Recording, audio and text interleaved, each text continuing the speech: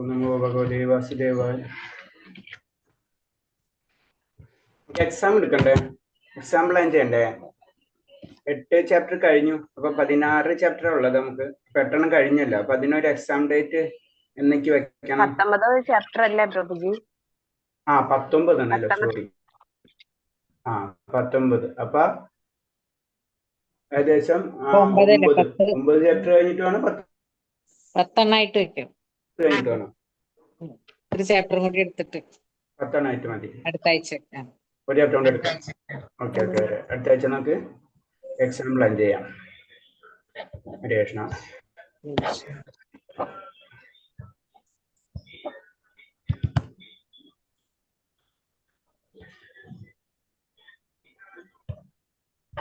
ഇതില് എല്ലാവരും ഭാഗവതം ക്ലാസ്സിൽ കയറുന്നവരാണോ? നമ്മള് ഇതില്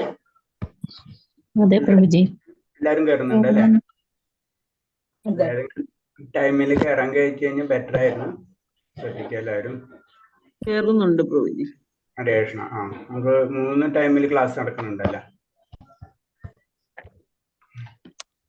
ശരി, നമുക്ക് പ്രാർത്ഥനയിലേക്ക് കിടക്കാം. നമ്മുടെ ക്ലാസ്സിൽ 13, 16 അത്രയൊക്കെ ഉള്ളല്ല. കഴിയാറായി. ഇനിയിപ്പോ 2 ആഴ്ച കൊണ്ട് ഉണ്ടാവുള്ളൂ. ഹരേഷ്ണ. അത് കഴിഞ്ഞാൽ പിന്നെ നമ്മൾ ബേസിക് ആയിട്ടുള്ള കോഴ്സ് കഴിയാണ്. പിന്നെ നമ്മൾ ഭാഗവതവും ആയിട്ടാണ് നമ്മൾ പിന്നെ പോകേണ്ടത്. പിന്നെ നമ്മളെ ഓക്കെ.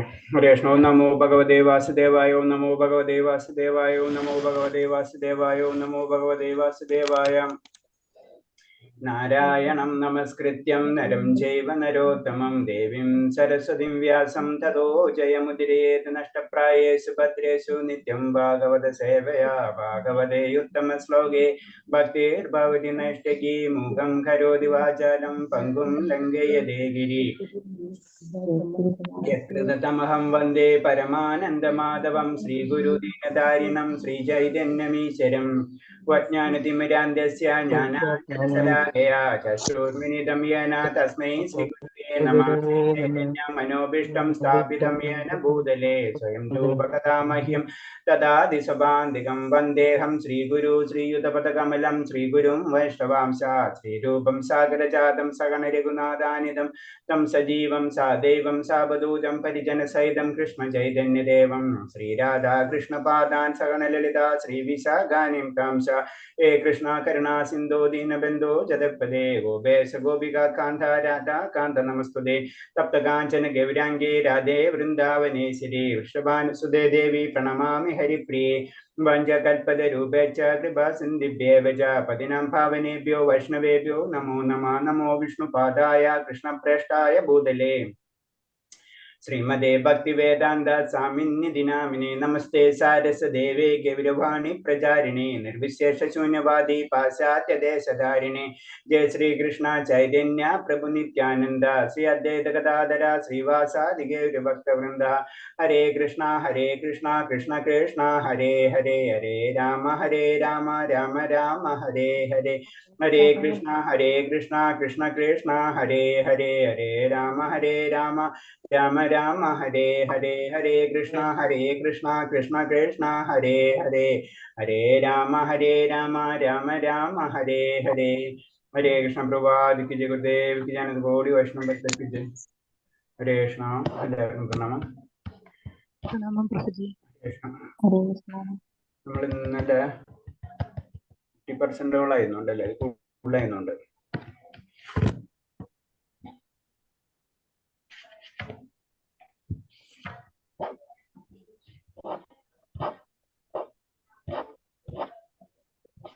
പ്രഭുജി 2-3 ക്വസ്റ്റ്യന്റെ കുറച്ച് കറക്റ്റ് ചെയ്യാനുണ്ട് ഇതിനകത്ത്. ഇത് കഴിഞ്ഞിട്ടില്ലല്ലോ. അല്ല, ഇതിനല്ല, മുൻപിലത്തെ ചാപ്റ്ററിന്റെ നേരത്തെ ഉള്ള ചാപ്റ്റേഴ്സിന്റെ ഇടയ്ക്ക് കുറച്ച് കറക്ഷൻ ചെയ്യാനുണ്ട്. ഓക്കെ, അത് നമുക്ക് ചെയ്യാം.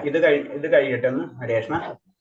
നമുക്ക് വേണമെങ്കിൽ അങ്ങനത്തെ കാര്യം നമുക്ക് ഒരു 9 നമ്മളെ എക്സാം പറയുമ്പോൾ നമുക്ക് അങ്ങനത്തെ വല്ലതും ഉണ്ടെങ്കിൽ ക്ലിയർ ചെയ്യാം. അതിന് വേണ്ടി കുറച്ച് സമയം ഇരിക്കാം ഹരേഷ്ണ.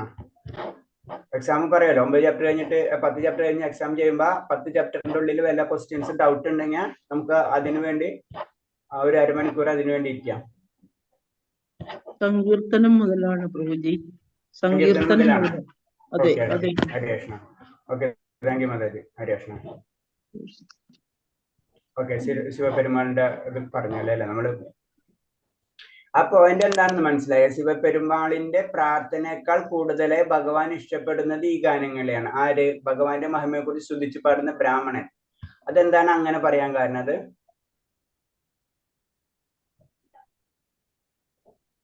ശിവപെരുമാളിന്റെ, അതായത് ശിവൻ പ്രാർത്ഥിക്കുന്നതിനും കൂടുതൽ ഇഷ്ടം ഒരു ബ്രാഹ്മണൻ സ്വന്തം ഭഗവാന്റെ മഹിമയെ കുറിച്ച് പറയുന്നവനാണ് എന്ന് പറയുന്നതിന്റെ ഒരു കമ്പാരിസൺ എന്താ പറയുന്നത്?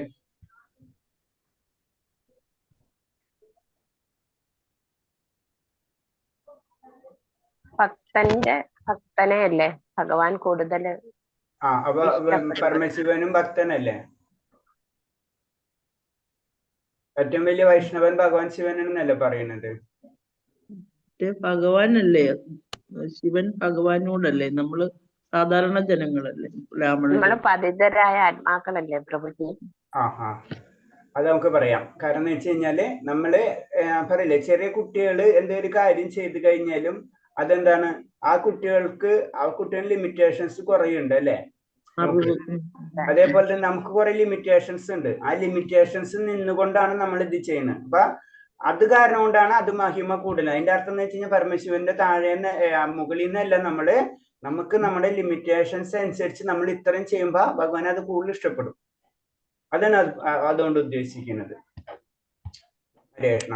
അടുത്ത സങ്കീർത്തനം. ലീലാവിലാസങ്ങൾ, ഗുണഗണങ്ങൾ, രൂപം തുടങ്ങിയവ കുറച്ച് ഉറക്കെ പാടുമ്പോൾ അത് സങ്കീർത്തനമായി. സംഘം ചേർന്ന് ഭഗവാന്റെ തിരുനാമം ജപിക്കുന്നത് സങ്കീർത്തനം എന്ന് പറയുന്നുണ്ട്. അപ്പൊ സംഘം ചേർന്ന്, വളരെ സിമ്പിൾ വേർഡാ. കാരണം സംഘം ചേർന്ന് നാമം ജപിക്കുമ്പോ സംഘം ചേർന്ന് സങ്കീർത്തനം എന്നാ പറയുന്നത്.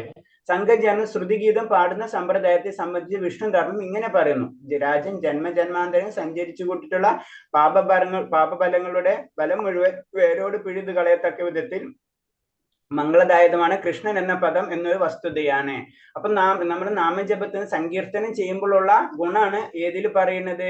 വിഷ്ണു ധർമ്മത്തിൽ പറയുന്നത്. വിഷ്ണു ധർമ്മത്തിൽ പറയുന്നത് കാരണം ഇങ്ങനെ നമ്മള് നാമം ജപിച്ചുകൊണ്ടിരുന്ന, അതിന് സങ്കീർത്തനം ചെയ്തുകൊണ്ട് സംഘം ചേർന്നിട്ട് നമ്മൾ അത് ചെയ്തുകൊണ്ടിരുന്നു കഴിഞ്ഞാല് നമ്മുടെ പാപകർമ്മങ്ങളുടെ എല്ലാ ഫലങ്ങളും നശിപ്പിച്ചു കളയാനുള്ള കഴിവ് അതിനുണ്ട്. അതാണ് നമ്മുടെ ക്ഷേത്രങ്ങളിൽ ചെല്ലുമ്പോ എന്തായാലും നമ്മൾ അതിനായിട്ട് കൂട്ടണം എന്ന് പറയുന്നതിന്റെ കാരണമാണ്. കാരണം ഒന്നാമത്തെ നമുക്ക് അതിന് കൂട്ടുകൂടാൻ തോന്നും. നമ്മൾ അവിടെ ചെന്ന് എല്ലാവരും സങ്കീർത്തനം ചെയ്യുമ്പോൾ നമ്മൾ അറിയാതെ തന്നെ അവരെ കൂടെ കൂട്ടുകൂടും. അല്ലെങ്കിൽ നമ്മൾ കൂട്ടുകൂടണം എന്നാണ് പറഞ്ഞു വരുന്നത്. അത് നമ്മളെ വലിയ എത്ര പാപകർമ്മങ്ങളിൽ ചെയ്തിട്ടുള്ള അതിന്റെ ഫലങ്ങളിൽ നിന്ന് നമ്മളെ രക്ഷിക്കും എന്നാണ് പറഞ്ഞത്. അത് വിഷ്ണുധർമ്മത്തില് പറഞ്ഞിട്ടുള്ളതാണ്. അതിന് നമ്മളെ ക്ഷേത്രങ്ങളിലൊക്കെ കാണും. പ്രത്യേകിച്ച് ഇസ്കോൺ ക്ഷേത്രങ്ങളിലെ സങ്കീർത്തനം അതിന്റെ ഒരു പാർട്ട് തന്നെ, ഏറ്റവും ഇമ്പോർട്ടന്റ് ആയിട്ടുള്ള പാർട്ടായിട്ട് വരുന്നതാണ് സങ്കീർത്തനം. എല്ലാവരും കൂടെ ഒന്നിച്ച് നൃത്തം ചെയ്യുകയും അതുപോലെ തന്നെ സങ്കീർത്തനം ചെയ്യുന്നതൊക്കെ നമുക്ക് കാണാൻ പറ്റും. കൃഷ്ണന്റെ തിരുനാമം ഒരിക്കൽ പറയുന്നവന് അയാൾക്ക് ചെയ്തു കൂട്ടാൻ ആവുന്ന പാപങ്ങളെക്കാൾ കൂടുതൽ പാപകർമ്മങ്ങളും ഫലത്തെ മുഴുവൻ ഇല്ലായ്മ ചെയ്യാൻ കഴിയും. അതേപോലെ തന്നെ അടുത്ത പോയിന്റ് പറഞ്ഞ ഭഗവാന്റെ തിരുനാമം ഒരിക്കൽ പറയുന്നവന്. അപ്പൊ ആ ഭഗവാന്റെ നാമത്തിന്റെ അതിന്റെ പ്രത്യേകതയാണ്. നമുക്കറിയാം, ഒരു അതീന്ദ്ര അവസ്ഥയാണ് ശരിക്കും ഭഗവാന്റെ കൃഷ്ണ എന്നൊരു നാമം തന്നെ പറയുമ്പോൾ. അപ്പൊ അത് തന്നെയാണ് നമുക്കറിയാം, എല്ലാ മന്ത്രങ്ങൾക്കും അതിന്റെ പവർ ഉണ്ട്, ഒരു സംശയമില്ല. അപ്പൊ ഭഗവാന്റെ മന്ത്രമാണ് ഏറ്റവും പവർഫുൾ എന്ന് നമ്മളോട് പറയുന്നതാണ്. അതാണ് പറഞ്ഞ ഒരിക്കൽ പറയുന്നവന് താൻ ചെയ്യാൻ പോകുന്ന പാപകർമ്മങ്ങളുടെയും ഫലത്തെ മുഴുവൻ ഇല്ലായ്മ ചെയ്യാൻ കഴിയുന്ന പറഞ്ഞു. അതിന്റെ അർത്ഥം എന്ന് വെച്ച് കഴിഞ്ഞാല് നമ്മളോട് അതിന്റെ ഒരു പവർ നമ്മളോട് പറഞ്ഞു തരാണ്. ഇത്രയും പവർഫുൾ ആണ് കൃഷ്ണ എന്നുള്ള ഒരു മന്ത്രത്തിന് എന്നാണ് പറയുന്നത്. പാപികൾക്ക് അസംഖ്യ പാപകർമ്മം ചെയ്യാൻ കഴിയും, എന്നാൽ കൃഷ്ണ എന്ന ഒറ്റത്താണ് ഉച്ചരിക്കുന്നത് തുടച്ചു നിൽക്കാനാവത്ര പാപം ചെയ്യാൻ അയാൾക്കാവില്ല.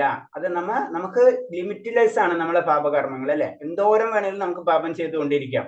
പറഞ്ഞ അത്രയും ആ പാപകർമ്മങ്ങൾ എത്ര ചെയ്യുന്നുവോ അതിന്റെ അത്രയും നമുക്ക് എന്തെങ്കിലും പാപത്തിന്റെ ഫലം കിട്ടും.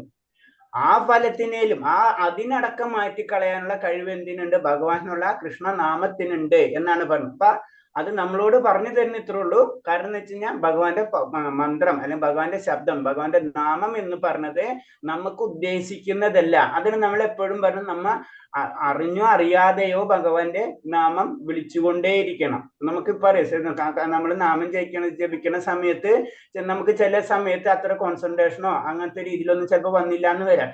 എന്നിരുന്നാൽ ആ ശബ്ദത്തിന് പ്രത്യേകതയുണ്ട്. ഞാൻ പറഞ്ഞിട്ടുണ്ട്, ഡോക്ടർ മരുന്ന് എഴുതി തരുന്ന പോലെ മരുന്ന് നമ്മൾ കഴിക്കുക എന്ന് മാത്രമേ ഉള്ളൂ. അത് തന്നെയാണ് നമ്മൾ ചെയ്യേണ്ടത്. പിന്നെ ഉയരുമ്പോൾ നമുക്കറിയാം 3 തലത്തിലേക്ക് നമ്മൾക്ക് ആയ തലങ്ങൾ പലതുണ്ട്. അനർത്ഥ നിവൃത്തി, അത് ശുദ്ധനാമത്തിലേക്കൊക്കെ നമുക്ക് കടക്കണം. മഹാരാജായ പ്രഹ്ലാദൻ ഭഗവാൻ ഭാഗവതം 7-ാം സ്കന്ധത്തിലെ 8-ാം അധ്യായത്തിലെ 18-ാം ശ്ലോകത്തിൽ ഇങ്ങനെ പ്രാർത്ഥിക്കുന്നു. ഭഗവാൻ നരസിംഹമൂർത്തെ, എന്നെ അങ്ങയുടെ ഭൃത്യനെ നിലയിലേക്ക് ഉയർത്തുമെങ്കിൽ അങ്ങയുടെ ലീലാവിലാസം കുറിച്ച് എനിക്ക് കേൾക്കാൻ കഴിയുമായിരുന്നു. പറയണം, അങ്ങനെ ഈ പരമോന്നത സുഹൃത്ത് ഏറ്റവും ആരാധ്യനായ മൂർത്തി അങ്ങയുടെ ലീലാവിലാസം ശക്തിശായിയാണ്. അവയെ കുറിച്ചുള്ള ശ്രവണം പോലും സ്വന്തം പാപകർമ്മങ്ങൾ നേരിടാൻ പ്രാപ്തമാണ്. ഇതേപോലെ തന്നെ പ്രഹ്ലാദ് മഹാരാജാവ് പറയാണ്, അപ്പൊ എന്താണ് പ്രത്യേകിച്ച് നരസിംഹമൂർത്തിനോട് പറയണാണ്. കാരണം എന്ന് വെച്ച് കഴിഞ്ഞാൽ അങ്ങയുടെ ലീലാവിലാസങ്ങൾ അതെനിക്ക് എന്നെ അങ്ങയുടെ ഭക്തൻ, അല്ല ഭൃത്യൻ എന്ന് പറഞ്ഞാൽ ഭക്തൻ നമ്മളെ രീതിയിൽ പറയുമ്പോ, അങ്ങനെ എന്നെ എടുക്കുകയാണെങ്കിൽ എനിക്ക് അങ്ങയുടെ ലീലാവിലാസത്തെ കുറിച്ച് അറിയാൻ കഴിയായിരുന്നു. അങ്ങനെ അറിഞ്ഞു കഴിഞ്ഞാൽ എന്റെ പാപകർമ്മങ്ങൾ എല്ലാതും നേരിടാൻ പ്രാപ്തമായിരിക്കും എന്ന് പറഞ്ഞു. അപ്പൊ ഇത് തന്നെയായാലും ഭഗവാന്റെ, അപ്പൊ ഇത് ഈ പോയിന്റ് പറഞ്ഞത് ശ്രവണത്തിന്റെ ഇമ്പോർട്ടൻസ് ആണ് ഇതിൽ. ഭഗവാന്റെ കാര്യങ്ങൾ കേൾക്കുന്നതിലൂടെ തന്നെ നമ്മളെ പാപകർമ്മങ്ങൾക്ക് നമ്മളെ നേരിടാൻ നമ്മൾ സഹായിക്കും എന്ന് പറഞ്ഞു. അതിന് നമ്മൾ ശ്രവണം, ഇപ്പൊ നമ്മളെല്ലാവരും പറഞ്ഞത് തന്നെ ശ്രവണത്തില് ശ്രവണത്തിന് അതിൻ്റെതായ പവർ ഉണ്ട്. ഭഗവാന്റെ പ്രവൃത്തിയെ കുറിച്ച് അനേകം ഗീതങ്ങളുണ്ട്. ഉദാഹരണത്തിന് ബ്രഹ്മാവ് പാടിയ ബ്രഹ്മസംഹിത, നാരദമുനിയുടെ നാരദ പഞ്ചരാത്രം, സുഖദേവ ഗോസ്വാമി പാടിയ ശ്രീമദ് ഭാഗവതം, ഇവയൊക്കെ പാടി കേൾക്കുന്നവന് ഭൗതികമാലിന്യങ്ങൾ പിടിയിൽ നിന്ന് മുക്തനാകാൻ ഒരു പ്രയാസവുമില്ല. അപ്പൊ കീർത്തനങ്ങൾ, അപ്പൊ ഭാഗവതം അതേപോലെ തന്നെ ബ്രഹ്മസംഹിത ഒക്കെ കീർത്തിക്കാണ് അല്ലെ, ഭഗവാന്റെ പ്രവൃത്തിയെ കുറിച്ച് കീർത്തനങ്ങളാണ് ഇൻഡയറക്റ്റ് ആയിട്ട് പറയുന്നത്, അല്ലെങ്കിൽ ഭഗവാനെ പറ്റിയിട്ടുള്ള കീർത്തനങ്ങൾ, അങ്ങനെ എല്ലാ കാര്യങ്ങളും അതിൽ വരുന്നത്. അപ്പൊ ഇതൊക്കെ പാടിയത് അത് ഭാഗവത ആയാലും, അത് നാരദ പഞ്ചരാത്ര ആയാലും, അതുപോലെ തന്നെ ബ്രഹ്മസംഹിത ആയാലും, ഇതൊക്കെ പാടുന്നവനും ഇതൊക്കെ മനസ്സിലാക്കി അതിനനുസരിച്ച് പോകുന്നവന് മാലിന്യങ്ങൾ പിടിയിൽ നിന്ന് മുക്തനാകാൻ ഒരു പ്രയാസവുമില്ല. ഭൗതിക ലോകത്തിൽ നിന്ന് ആ വ്യക്തിക്ക് കടക്കാൻ പ്രയാസമില്ല. അതിന് പറഞ്ഞ അതിന് ഭഗവാന് നമ്മൾ കീർത്തനങ്ങൾ ചൊല്ലുന്നത്, പ്രണാമ മന്ത്രങ്ങൾ ചൊല്ലുന്നത്, അത് സ്തുതികൾ, ഇതൊക്കെ ഇതിന്റെ പാർട്ടാണ്. ഇതൊക്കെ ചെയ്യുന്നതോടുകൂടി എന്താണ്, നമ്മൾ അറിയാതെ ഭഗവാനിലേക്ക് അടുത്തുകൊണ്ടിരിക്കുകയാണ്. അതാണ് നമ്മളിത് ചെയ്യണം. നമ്മൾ അതിനെപ്പോഴും ഒരു സാധാരണ ഭക്തി സ്റ്റാർട്ട് ചെയ്യണം. നമുക്ക് മുഴുവനും ആദ്യം വലിയ ഇഷ്ടമില്ലെങ്കിൽ കൂടിയും, ഇഷ്ടക്കേട് എന്ന് പറഞ്ഞു കഴിഞ്ഞാല് നമ്മൾ ആ മായയുടെ പിടിയിലായിരുന്നു. നമുക്ക് ഭഗവാനോട് ഇഷ്ടമാണ്, അതൊക്കെ ഓക്കെയാണ്. പക്ഷെ അതിലേക്ക് പോകാനുള്ള ഒരു മടി നമ്മൾക്കിൽ ഉണ്ടാവും. അത് നമ്മളെ ബാക്കിയുള്ള ശക്തി നമ്മൾ അതിൽ നിന്ന് പിടിച്ചു വലിക്കുകയാണ് ചെയ്യുന്നത്. അതാണ് മനസ്സിന്റെ പ്രത്യേകത എന്ന് പറഞ്ഞത്. മനസ്സെപ്പോഴും നമ്മളെ കൊണ്ട് ഇത് ചെയ്യിപ്പിക്കാൻ ഉദ്ദേശിക്കുന്നില്ല. ആ മനസ്സിനാണ് നമ്മൾ നിയന്ത്രിച്ച് നമ്മൾ കൊണ്ടുവരേണ്ടതെന്ന് പറയുന്നത്. അപ്പൊ എന്ത് തന്നെ പറയുമ്പോഴും നമ്മൾ അറ്റ്ലീസ്റ്റ് ഭഗവാന്റെ കാര്യങ്ങൾ കേൾക്കാൻ വേണ്ടി നമ്മൾ എപ്പോഴും ചെയ്യുക, അല്ലെങ്കിൽ ഭഗവാനെ സ്തുതിക്കുന്ന ഗീതങ്ങൾ നമ്മളെ ശ്രവിക്കുക, അല്ലെങ്കിൽ അത് സങ്കീർത്തനം ചെയ്യുക. ഇതൊക്കെ ജീവിതത്തിന്റെ ഒരു ദിനചര്യ പോലെ നമ്മൾ കൊണ്ടുപോകണം. അങ്ങനെ ചെയ്യുമ്പോൾ എന്താണ്, നമുക്ക് ഈ ഭൗതിക മാലിന്യങ്ങളിൽ നിന്ന് മുക്തനാക്കാൻ വളരെ ഈസി ആയിരിക്കും എന്നാണ് പറയുന്നത്. അതിനാൽ ഈ പാപകർമ്മങ്ങൾ ഒന്നിനെയും ഞാൻ വകവെക്കുന്നില്ല. കാരണം അങ്ങയുടെ ലീലാവിലാസങ്ങളെ കുറിച്ചുള്ള ശ്രവണം കൊണ്ട് തന്നെ എനിക്ക് ഭൗതിക ആസക്തിയുടെ മാലിന്യങ്ങളിൽ നിന്ന് പുറത്തു കടക്കാൻ സാധിക്കുന്നു. അത് നമ്മളെപ്പോഴും പറയാറതാണ്. നമ്മൾ ആത്മീയ കാര്യങ്ങൾ ചെയ്യുന്നതോടുകൂടി പിന്നെ നമുക്ക് ഭൗതിക പാപഫലങ്ങളെ പറ്റി ചിന്തിക്കേണ്ട ആവശ്യമില്ല. കാരണം എന്താണ്, കാരണം ഭഗവാനിലേക്ക് അടുക്കുമ്പോൾ മറ്റതൊക്കെ പതുക്കെ അകന്നു പോകും. നമ്മളൊക്കെയൊന്നും ഭൗതികമായിട്ടുള്ള ആസക്തിയും ഭൗതികമായിട്ടുള്ള പാപകർമ്മങ്ങളും ഇതൊക്കെ നമ്മളിന്ന് അകന്നു പോകും. അത് കാരണം കൊണ്ടാണ് പറയുന്നത് എനിക്ക് ഒന്നിനെയും ഞാൻ വകവെക്കുന്നില്ല എന്ന് പറയുന്നത്. അപ്പൊ അത്ര ഇമ്പോർട്ടന്റ് ആണ് ഭഗവാന്റെ ലീലകളും നാമങ്ങളും നമ്മൾ ശ്രവിക്കുക എന്നുള്ളത്. അതാണ് ഇതില് പറഞ്ഞു തരുന്നത്. അതേപോലെ നാരദ മുനി ശിഷ്യനായ വ്യാസദേവനോട് പറയുന്നു. ഭാഗവതത്തിൽ പറയുന്നതാണ് 1-ാം സ്കന്ധത്തിൽ 5-ാം അധ്യായത്തിൽ 22-ാമത്തെ ശ്ലോകത്തിൽ ശ്രദ്ധിക്കുക. പ്രിയപ്പെട്ട വ്യാസൻ, അങ്ങ് ഒരു കാര്യം മനസ്സിലാക്കണം. തപാനുഷ്ഠാനം നടത്തുന്നവരും വേദം പഠിക്കുന്നവരും മഹായജ്ഞങ്ങൾ നടത്തുന്നവരും വേദസൂത്രങ്ങൾ പാടുന്നവരും അതീന്ദ്രിയമായ ജ്ഞാനത്തെക്കുറിച്ച് അഭ്യൂഹങ്ങൾ നടത്തുന്നവരും ധാർമ്മിക പ്രവർത്തനങ്ങൾ നടത്തുന്നവരും അവരവരുടെ സൽക്കർമ്മങ്ങൾ കൊണ്ട് ലക്ഷ്യമാക്കുന്നത് ഭക്തസമ്പർക്കവും ഭക്തസങ്കീർത്തനവുമാണ്. അപ്പൊ ആരെന്ത് അത് ഓരോരുത്തരെ പറ്റി പറയണാണ്. അൾട്ടിമേറ്റ് ലക്ഷ്യം ഭഗവാനാണെന്ന് പറയുന്നതിന്റെ കാര്യമാണ്. അത് ആർക്ക് പറഞ്ഞു കൊടുക്കണം? നാരദ മുനി വ്യാസദേവന് പറഞ്ഞു കൊടുക്കണം. തപ അനുഷ്ഠാനങ്ങൾ നടത്തുന്നവര്, വേദം പഠിക്കുന്നവര്, മഹായജ്ഞങ്ങൾ നടത്തുന്നവര്, വേദസൂക്തങ്ങൾ പാടുന്നവര്, അതീന്ദ്രിയ ജ്ഞാനത്തെക്കുറിച്ച് അഭിമുഖങ്ങൾ നടത്തുന്നവര്, ധാർമ്മിക പ്രവർത്തനങ്ങൾ നടത്തുന്നവര്, പിന്നെന്താണ്, ഇവരുടെ സത്കർമ്മങ്ങളെല്ലാം ലക്ഷ്യമാക്കുന്നത് എന്താണ്? ഭഗവത് സങ്കല്പവും ഭഗവത് സങ്കീർത്തനവുമാണെന്ന് മാത്രമാണ്. കാരണം എന്താണ്, അൾട്ടിമേറ്റ് ഇതിനൊക്കെ ലക്ഷ്യം എന്താണ് പറയുന്നത്? ഭഗവാനിലേക്ക് അടുക്കാം. അതാണ് ഇതിൽ പറഞ്ഞു വരുന്നത്. നാമോച്ചാരണവും പിന്നെ ഭഗവത് സങ്കീർത്തനം ലക്ഷ്യമാക്കിയിട്ടുള്ളതാണ് ഇവിടെ സൂചിപ്പിക്കുന്നു. അപ്പൊ അതിൽ വരുന്നതാണ് നാമോച്ചാരണം, ഭഗവത് സങ്കീർത്തനം. ഇതിന്റെ ലക്ഷ്യമാണ്, ഇതാണ് ലക്ഷ്യം, അല്ലെങ്കിൽ ഭഗവത് സമ്പർക്കമാണ് ഈ കാര്യങ്ങളോടൊക്കെ ലക്ഷ്യം. ഭഗവാനിലേക്ക് അടുക്കുന്നതിന് വേണ്ടിയാണ് ഇതെല്ലാം. അല്ലാതെ നമ്മൾ വെറുതെ തപസ് അനുഷ്ഠിച്ചിരുന്നുകൊണ്ട് നമ്മൾ അതിലേക്ക് കടക്കണില്ല. തപസ്സിന്റെ ഒരു ലക്ഷ്യം, അതൊരു സ്റ്റെപ്പ് മാത്രമാണ്. മഹായജ്ഞങ്ങളായാലും വേദസൂത്രങ്ങൾ പാടുന്നതൊക്കെ ഭഗവാനിലേക്ക് അടുക്കുന്നതിനുള്ള ഒരു സ്റ്റെപ്പുകൾ മാത്രമാണ് എന്നാണ് പറയുന്നത്. അതിപ്പോൾ ആരോട് പറഞ്ഞാണ്? വ്യാസദേവനോട് നാരദ മുനി പറഞ്ഞു കൊടുക്കാണ്. പിന്നെ നമ്മൾ ജപത്തിനെ പറ്റി പല ക്ലാസ്സിൽ നമ്മൾ പോയിട്ടുള്ളതാണ്. ജപം എന്ന് പറയുമ്പോൾ ഒരു മന്ത്രമോ സ്തുതിഗീതമോ നിശബ്ദമായി ചൊല്ലുന്നതിനാണ് ജപം എന്ന് പറഞ്ഞത്. ജപിക്കുക എന്ന് പറഞ്ഞ എന്താണ്? ഒരു സ്തുതിഗീതമോ ഭഗവാനെ പറ്റി സ്തുതിക്കുന്നത് എന്തോ, അതേപോലെ തന്നെ ഒരു മന്ത്രമോ വളരെ ശാന്തമായിട്ട് നിശബ്ദമായിട്ട് ചൊല്ലുന്നതിനാണ് ജപം. അപ്പൊ ജപം തന്നെ നമ്മൾ 3 തരത്തിൽ നമ്മൾ പറയുന്നുണ്ട് അല്ലെ. ഒരു ജപം എന്ന് പറഞ്ഞാൽ മനസ്സിൽ ജപിക്കാന്ന് പറയാം. ഒന്ന് നമ്മൾ കേൾക്കേണ്ട രീതിയിൽ നമ്മൾ ജപിക്കാം. മറ്റത് മറ്റുള്ളവരും കൂടെ കേൾക്കേണ്ട രീതിയിൽ നമുക്ക് ജപിക്കാം. അങ്ങനെ 3 തരത്തില് നമ്മൾ പറയുന്നുണ്ട്. നമ്മൾ അതിൽ പറയുമ്പോ നമ്മുടെ ലെവലിൽ എന്ന് പറയുമ്പോൾ നമ്മൾ ചെയ്യേണ്ടത് നമ്മൾ കേൾക്കുന്നതിന് വേണ്ടി നമ്മൾ ജപിക്കുക. കാരണം മറ്റുള്ളവരെ അത്ര ശബ്ദത്തിൽ നമ്മൾ ജപിക്കേണ്ട. കാരണം അങ്ങനത്തെ സ്ഥലങ്ങളും അങ്ങനത്തെ സമയങ്ങളൊക്കെ വരുമ്പോൾ ആ ലെവലിലേക്ക് നമുക്ക് ചെയ്യാം. അല്ലെങ്കിൽ നമ്മളിപ്പോ ചെയ്യേണ്ടത് നമ്മൾ കേൾക്കുന്നതിന് വേണ്ടി നമ്മളെ ജപം നടത്താം. അല്ല അതിൽ ഓരോ സ്ഥലത്തനുസരിച്ച് നമുക്ക് ആ സ്ഥലത്ത് നമുക്ക് അതിനോടുള്ള സാഹചര്യമാണെന്ന് വെച്ച് കഴിഞ്ഞാൽ എല്ലാവരും കേൾക്കുന്നതിന് വേണ്ടി ചെയ്യാം. അത് അതിന്റെ ഗുണം കൂടുതലായിരിക്കും. അപ്പൊ അത് നമുക്ക് ചെയ്യാൻ പറ്റും. കാരണം എല്ലാവർക്കും ഭഗവാന്റെ നാമം കേൾക്കണം. അതീന്ദ്രിയമായിട്ടുള്ള ശബ്ദമാണ് അല്ലെ. വേറൊരു രീതിയിൽ പറഞ്ഞ ആ വൈബ്രേഷൻസ് എല്ലാവരിലേക്ക് എത്താണ് ചെയ്യുന്നത്. അതൊക്കെ നമുക്ക് അറിയാവുന്നതാണ്. അപ്പൊ അത് എല്ലാവർക്കും ഗുണം കിട്ടും. അതാണ് അങ്ങനെ വരുമ്പോഴാണ് സങ്കീർത്തനത്തിലേക്ക് അത് കടക്കണം. സങ്കീർത്തനം നമുക്ക് കേൾക്കുമ്പോൾ അറിയാം. പ്രത്യേകിച്ച് ഇസ്കോൺ ക്ഷേത്രങ്ങളിൽ പോകുന്നവർക്ക് കറക്റ്റ് ആയിട്ട് അറിയാം. ആ സമയത്ത് നമ്മൾ ആ സങ്കീർത്തനം ചെയ്യുന്നതോടുകൂടി നമ്മൾ അറിയാതെ തന്നെ ഒരു മാഗ്നറ്റ് പോലെ നമ്മൾ അതിലേക്ക് വലിച്ചെടുക്കപ്പെടുന്നതായിട്ട് കാണാൻ പറ്റും. നമ്മൾ അവിടെ ചെന്ന് നമ്മൾ അവിടെ അതിൽ കൂട്ടുകൂടും. അതേ മന്ത്രം ഉറക്കെ ചൊല്ലിയ സങ്കീർത്തനമായി. അപ്പൊ അത് സംഘം ചേർന്നിട്ടുള്ള കീർത്തനം പോലെ ഒരാൾ ചൊല്ലുക, അതിൽ കൂടി ചൊല്ലുമ്പോ ഉറക്കനെ ചൊല്ലുമ്പോ അത് സങ്കീർത്തനമായി. ഹരേ കൃഷ്ണ മഹാമന്ത്രം ഹരേ കൃഷ്ണ ഹരേ കൃഷ്ണ ഹരേ കൃഷ്ണ കൃഷ്ണ കൃഷ്ണ ഹരേ ഹരേ ഹരേ രാമ രാമ രാമ ഹരേ ഹരേ. പതുക്കെ അവനവന് മാത്രം കേൾക്കുന്നതിൽ ഉച്ചരിച്ചാൽ അത് ജപം.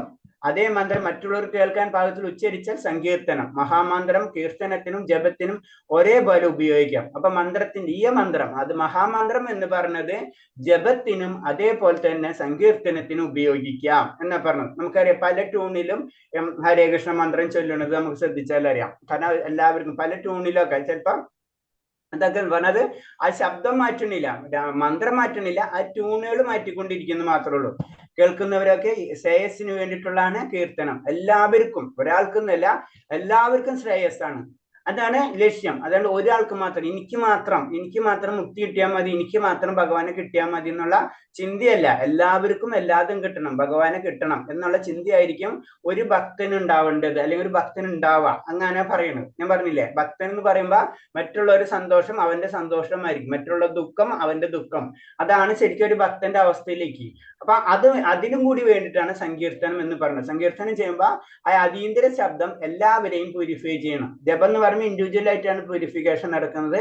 സങ്കീർത്തനം എന്ന് പറയുമ്പോൾ എന്താണ് അതിന് നമ്മൾ ആ ക്ഷേത്രങ്ങളിൽ പോകണം എന്ന് പറഞ്ഞത്. കാരണം നമ്മൾ അവിടെ ചെന്നിരിക്കുമ്പോൾ അറിയാതെ തന്നെ നമ്മൾ പ്യൂരിഫൈ ചെയ്തുകൊണ്ടിരിക്കുകയാണ്. പ്ലസ് നമുക്ക് പ്രസാദം ഭഗവാനിലെ അർപ്പിച്ച നിവേദ്യ അല്ലെ, ആ പ്രസാദം നമുക്ക് ലഭിക്കുകയാണ് ചെയ്യുന്നത്.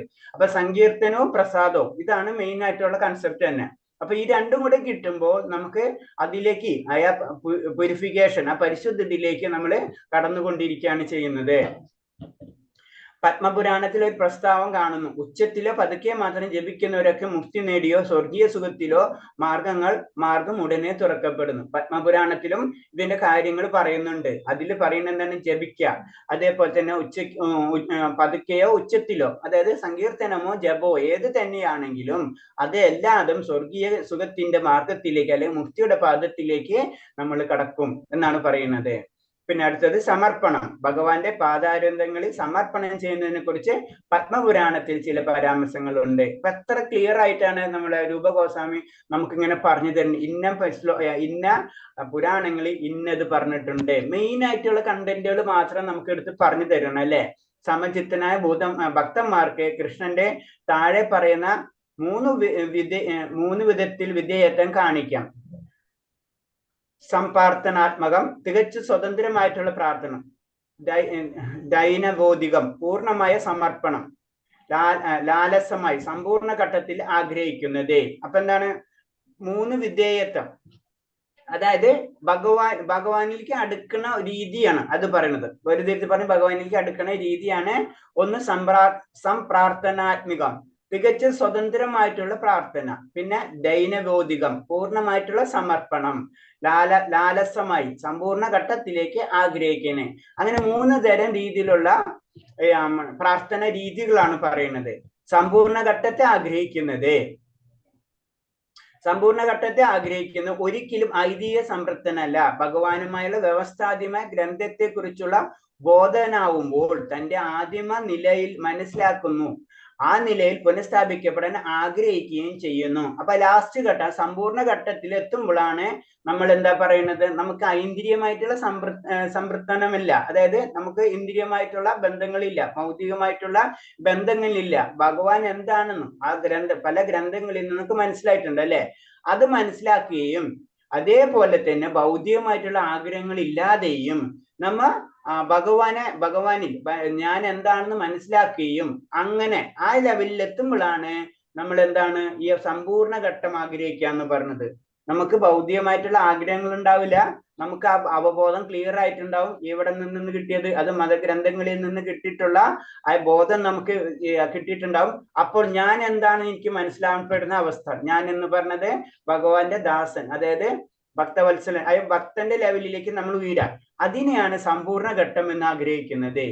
അവിടെ എത്തുമ്പോഴാണ് പിന്നെ നമുക്ക് വെറൈറ്റി വരുന്നത്. എന്താണ്? കൃഷ്ണന്റെ സുഹൃത്ത്, ദാസൻ, പിതാവ്, കാമുകി എന്നിങ്ങനെ ഏതെങ്കിലും നിലയില്.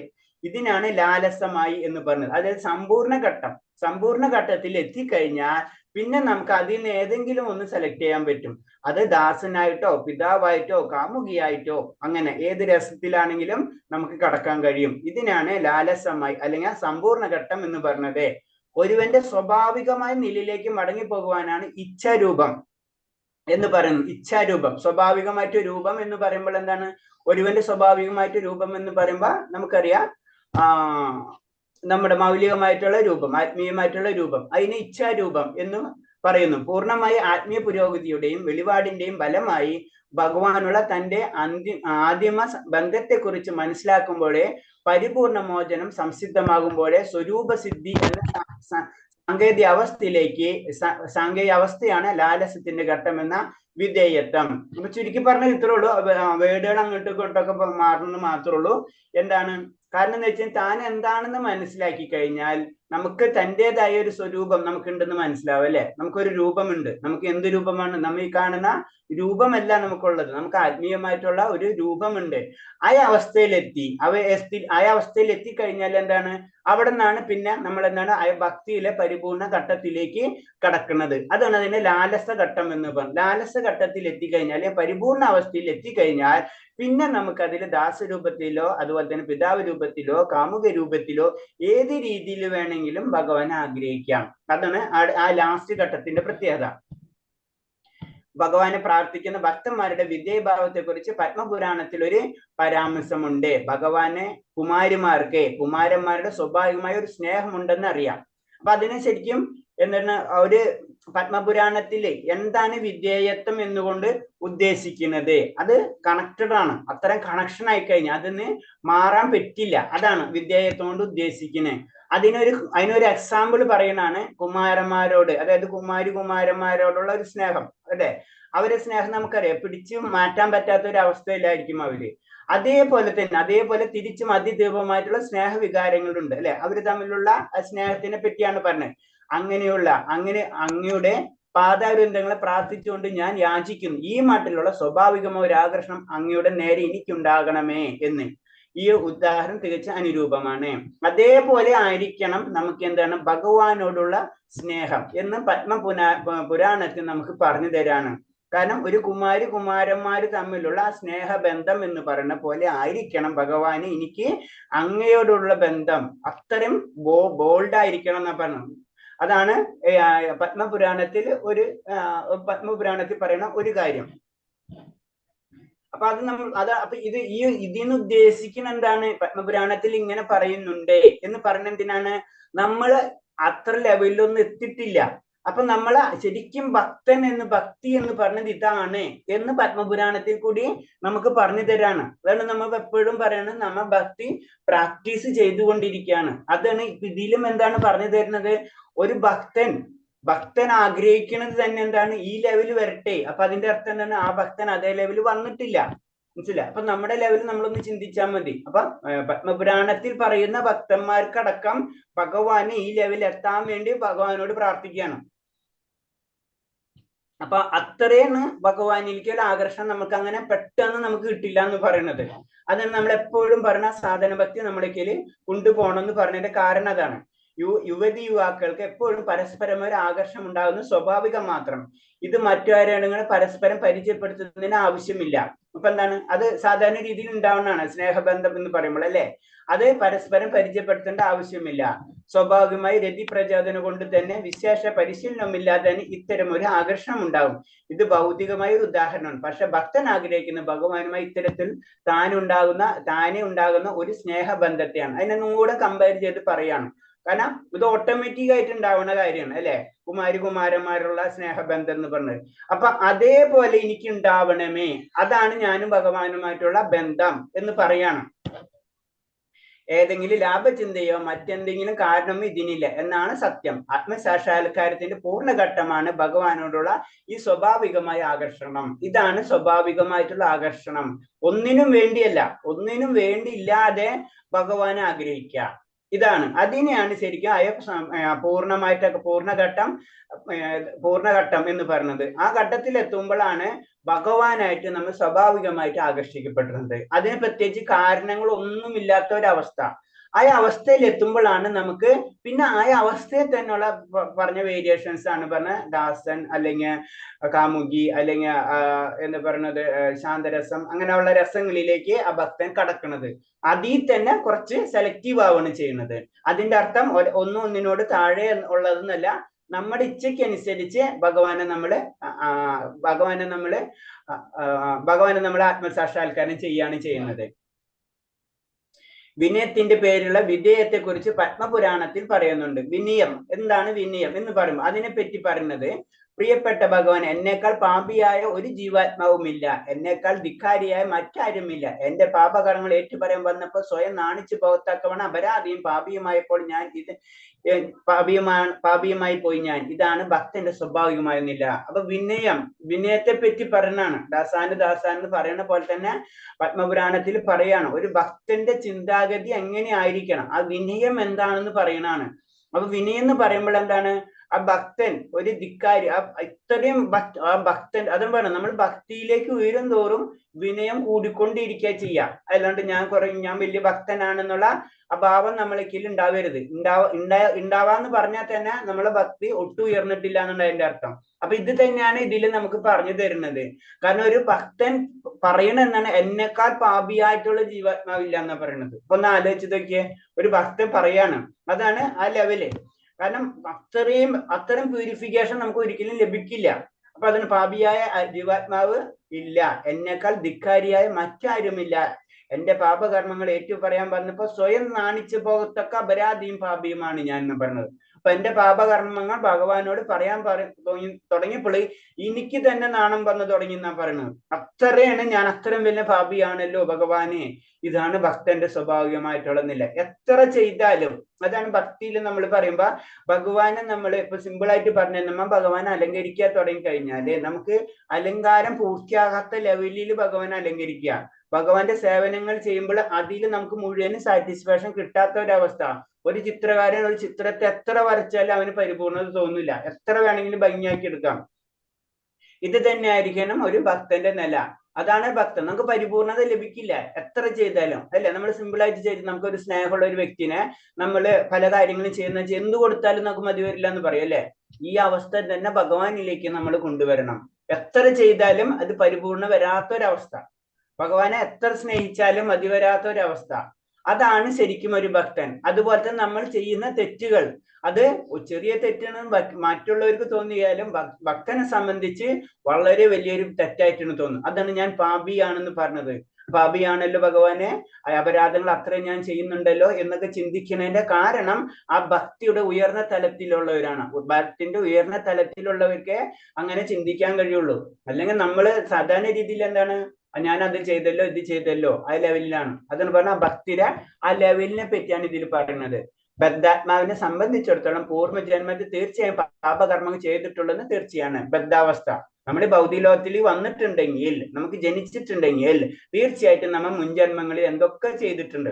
പല പാപകർമ്മങ്ങള് നമ്മൾ ചെയ്തിട്ടുണ്ടാവും, അതുപോലെ തന്നെ പല പുണ്യകർമ്മങ്ങളും നമ്മൾ ചെയ്തിട്ടുണ്ടാവും. പാപം ചെയ്തു കഴിഞ്ഞാൽ പാപത്തിന്റെ ഫലം, പുണ്യം ചെയ്തു കഴിഞ്ഞാൽ പുണ്യത്തിന്റെ ഫലം. പുണ്യം ചെയ്തുകൊണ്ട് പാപം മാറില്ല, അതാണ് പ്രത്യേകത. പുണ്യകർമ്മങ്ങൾ ചെയ്തുകൊണ്ട് കഴിഞ്ഞ ജന്മത്തിലെ ഈ ജന്മത്തിലെ പാപകർമ്മങ്ങൾ മാറില്ല.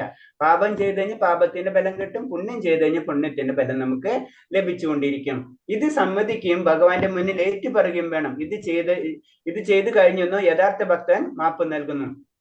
ഇത് ചെയ്ത് കഴിയുന്നതോടെ യഥാർത്ഥ ഭക്തന് ഭഗവാൻ മാപ്പും നൽകുന്നു. അപ്പൊ എന്താണ്, നമ്മൾ കഴിഞ്ഞ ജന്മത്തിൽ എന്തൊക്കെ തെറ്റുകൾ ചെയ്തിട്ടുണ്ട്, അല്ലെങ്കിൽ ഈ ജന്മത്തിൽ ചെയ്തുകൊണ്ട് ഇത് സമ്മതിക്കേണ്ട ഒരു അവസ്ഥയിലേക്ക് നമ്മൾ എത്താം. ഇത് എനിക്ക് തെറ്റുകൾ പറ്റിപ്പോയി എന്നുള്ള അവസ്ഥ എന്ന് പറയുമ്പോൾ വെറുതെ സോറി പറയണതല്ല, ആ മാനസികമായിട്ട് ഒരു അവസ്ഥ നമ്മൾ എത്തും. അങ്ങനെ എത്തിക്കഴിഞ്ഞു കഴിഞ്ഞാൽ ആ ഭക്തനെ ഭഗവാൻ യഥാർത്ഥ ഭക്തന് ഭഗവാൻ മാപ്പ് നൽകുന്നു എന്നാ പറയണത്.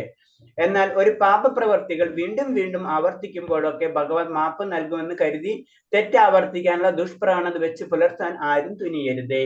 അതിന്റെ അർത്ഥം എന്ന് പറഞ്ഞാൽ എന്റെ തെറ്റ് ഭഗവാനോട് പറഞ്ഞു കഴിഞ്ഞാൽ ഭഗവാൻ എല്ലാതും ക്ഷമിച്ചോളും, വീണ്ടും എനിക്ക് തെറ്റുകൾ ചെയ്യാം എന്നുള്ളൊരവസ്ഥയിലേക്ക് നമ്മൾ ഒരിക്കലും മാറരുതേ എന്നാ പറയുന്നത്. നമുക്ക് തെറ്റ് ചെയ്യാനുള്ള ഒരു ലൈസൻസ് അല്ല ഭഗവാനോടുള്ള ഒരു ഭക്തി. അപ്പൊ ഈ ദുഷ്പ്രവണത വെച്ച് പുലർത്തുന്ന ആരും തുനിയരുതേ. നാണം കെട്ടവർ മാത്രമേ അങ്ങനെ ചെയ്യുകയുള്ളൂ. അങ്ങനത്തെ വ്യക്തികളെ നാണം കെട്ടവർ, അല്ലെ, ഒരു ബന്ധമില്ലാത്ത വ്യക്തികളാണ് അവര്. എന്റെ തെറ്റുകുറ്റങ്ങൾ ഏറ്റു പറയാൻ വന്നപ്പോൾ ഞാൻ ലജ്ജിച്ചു പോയി എന്ന് പറഞ്ഞിരിക്കുന്നതിന്റെ കാരണം സർവപ്രധാനമാണ്. കാരണം എന്ന് വെച്ച് കഴിഞ്ഞാല്, കാരണം നമ്മൾ തെറ്റുകൾ ചെയ്തിട്ട് നമ്മൾ അറിയണില്ല എന്തൊക്കെ തെറ്റുകൾ ചെയ്യണത്. അവിടെ ചെല്ലുമ്പോഴാണ് ഈ ഇന്ന തെറ്റുകൾ നമ്മൾ ചെയ്തല്ലോ, അപ്പൊ നമുക്ക് തന്നെ വിഷമം വരുന്ന ഒരു അവസ്ഥ. അതാണ് ഞാൻ ലജ്ജിച്ചു പോയി എന്ന് പറഞ്ഞിരിക്കുന്ന കാര്യം സർവപ്രധാനം. സ്വന്തം പാപകൃത്യങ്ങളെ കുറിച്ച് ലജ്ജിക്കാതെ ഭഗവാൻ എല്ലാം ക്ഷമിച്ചുകൊള്ളും എന്ന് വിചാരിച്ച് വീണ്ടും വീണ്ടും അതേ പാപകാരങ്ങളിൽ ഏർപ്പെടുന്നത് വങ്കത്തം നിറഞ്ഞ ചിന്താഗതിയാണ്. അപ്പൊ എല്ലാതും ഭഗവാൻ ക്ഷമിച്ചോളും, ഭഗവാനാണ് എല്ലാതും സൃഷ്ടിച്ചത്, അതിലെല്ലാതും ഭഗവാൻ ക്ഷമിച്ചോളും, ഭഗവാൻ അല്ലാതെ അറിയാം. ഇതൊക്കെയാണ് ഇങ്ങനത്തെ പറയുന്ന ചിന്താഗതി ഉള്ളവരാണ് വങ്കത്തരം പറയാന്ന് പറയുന്നത്.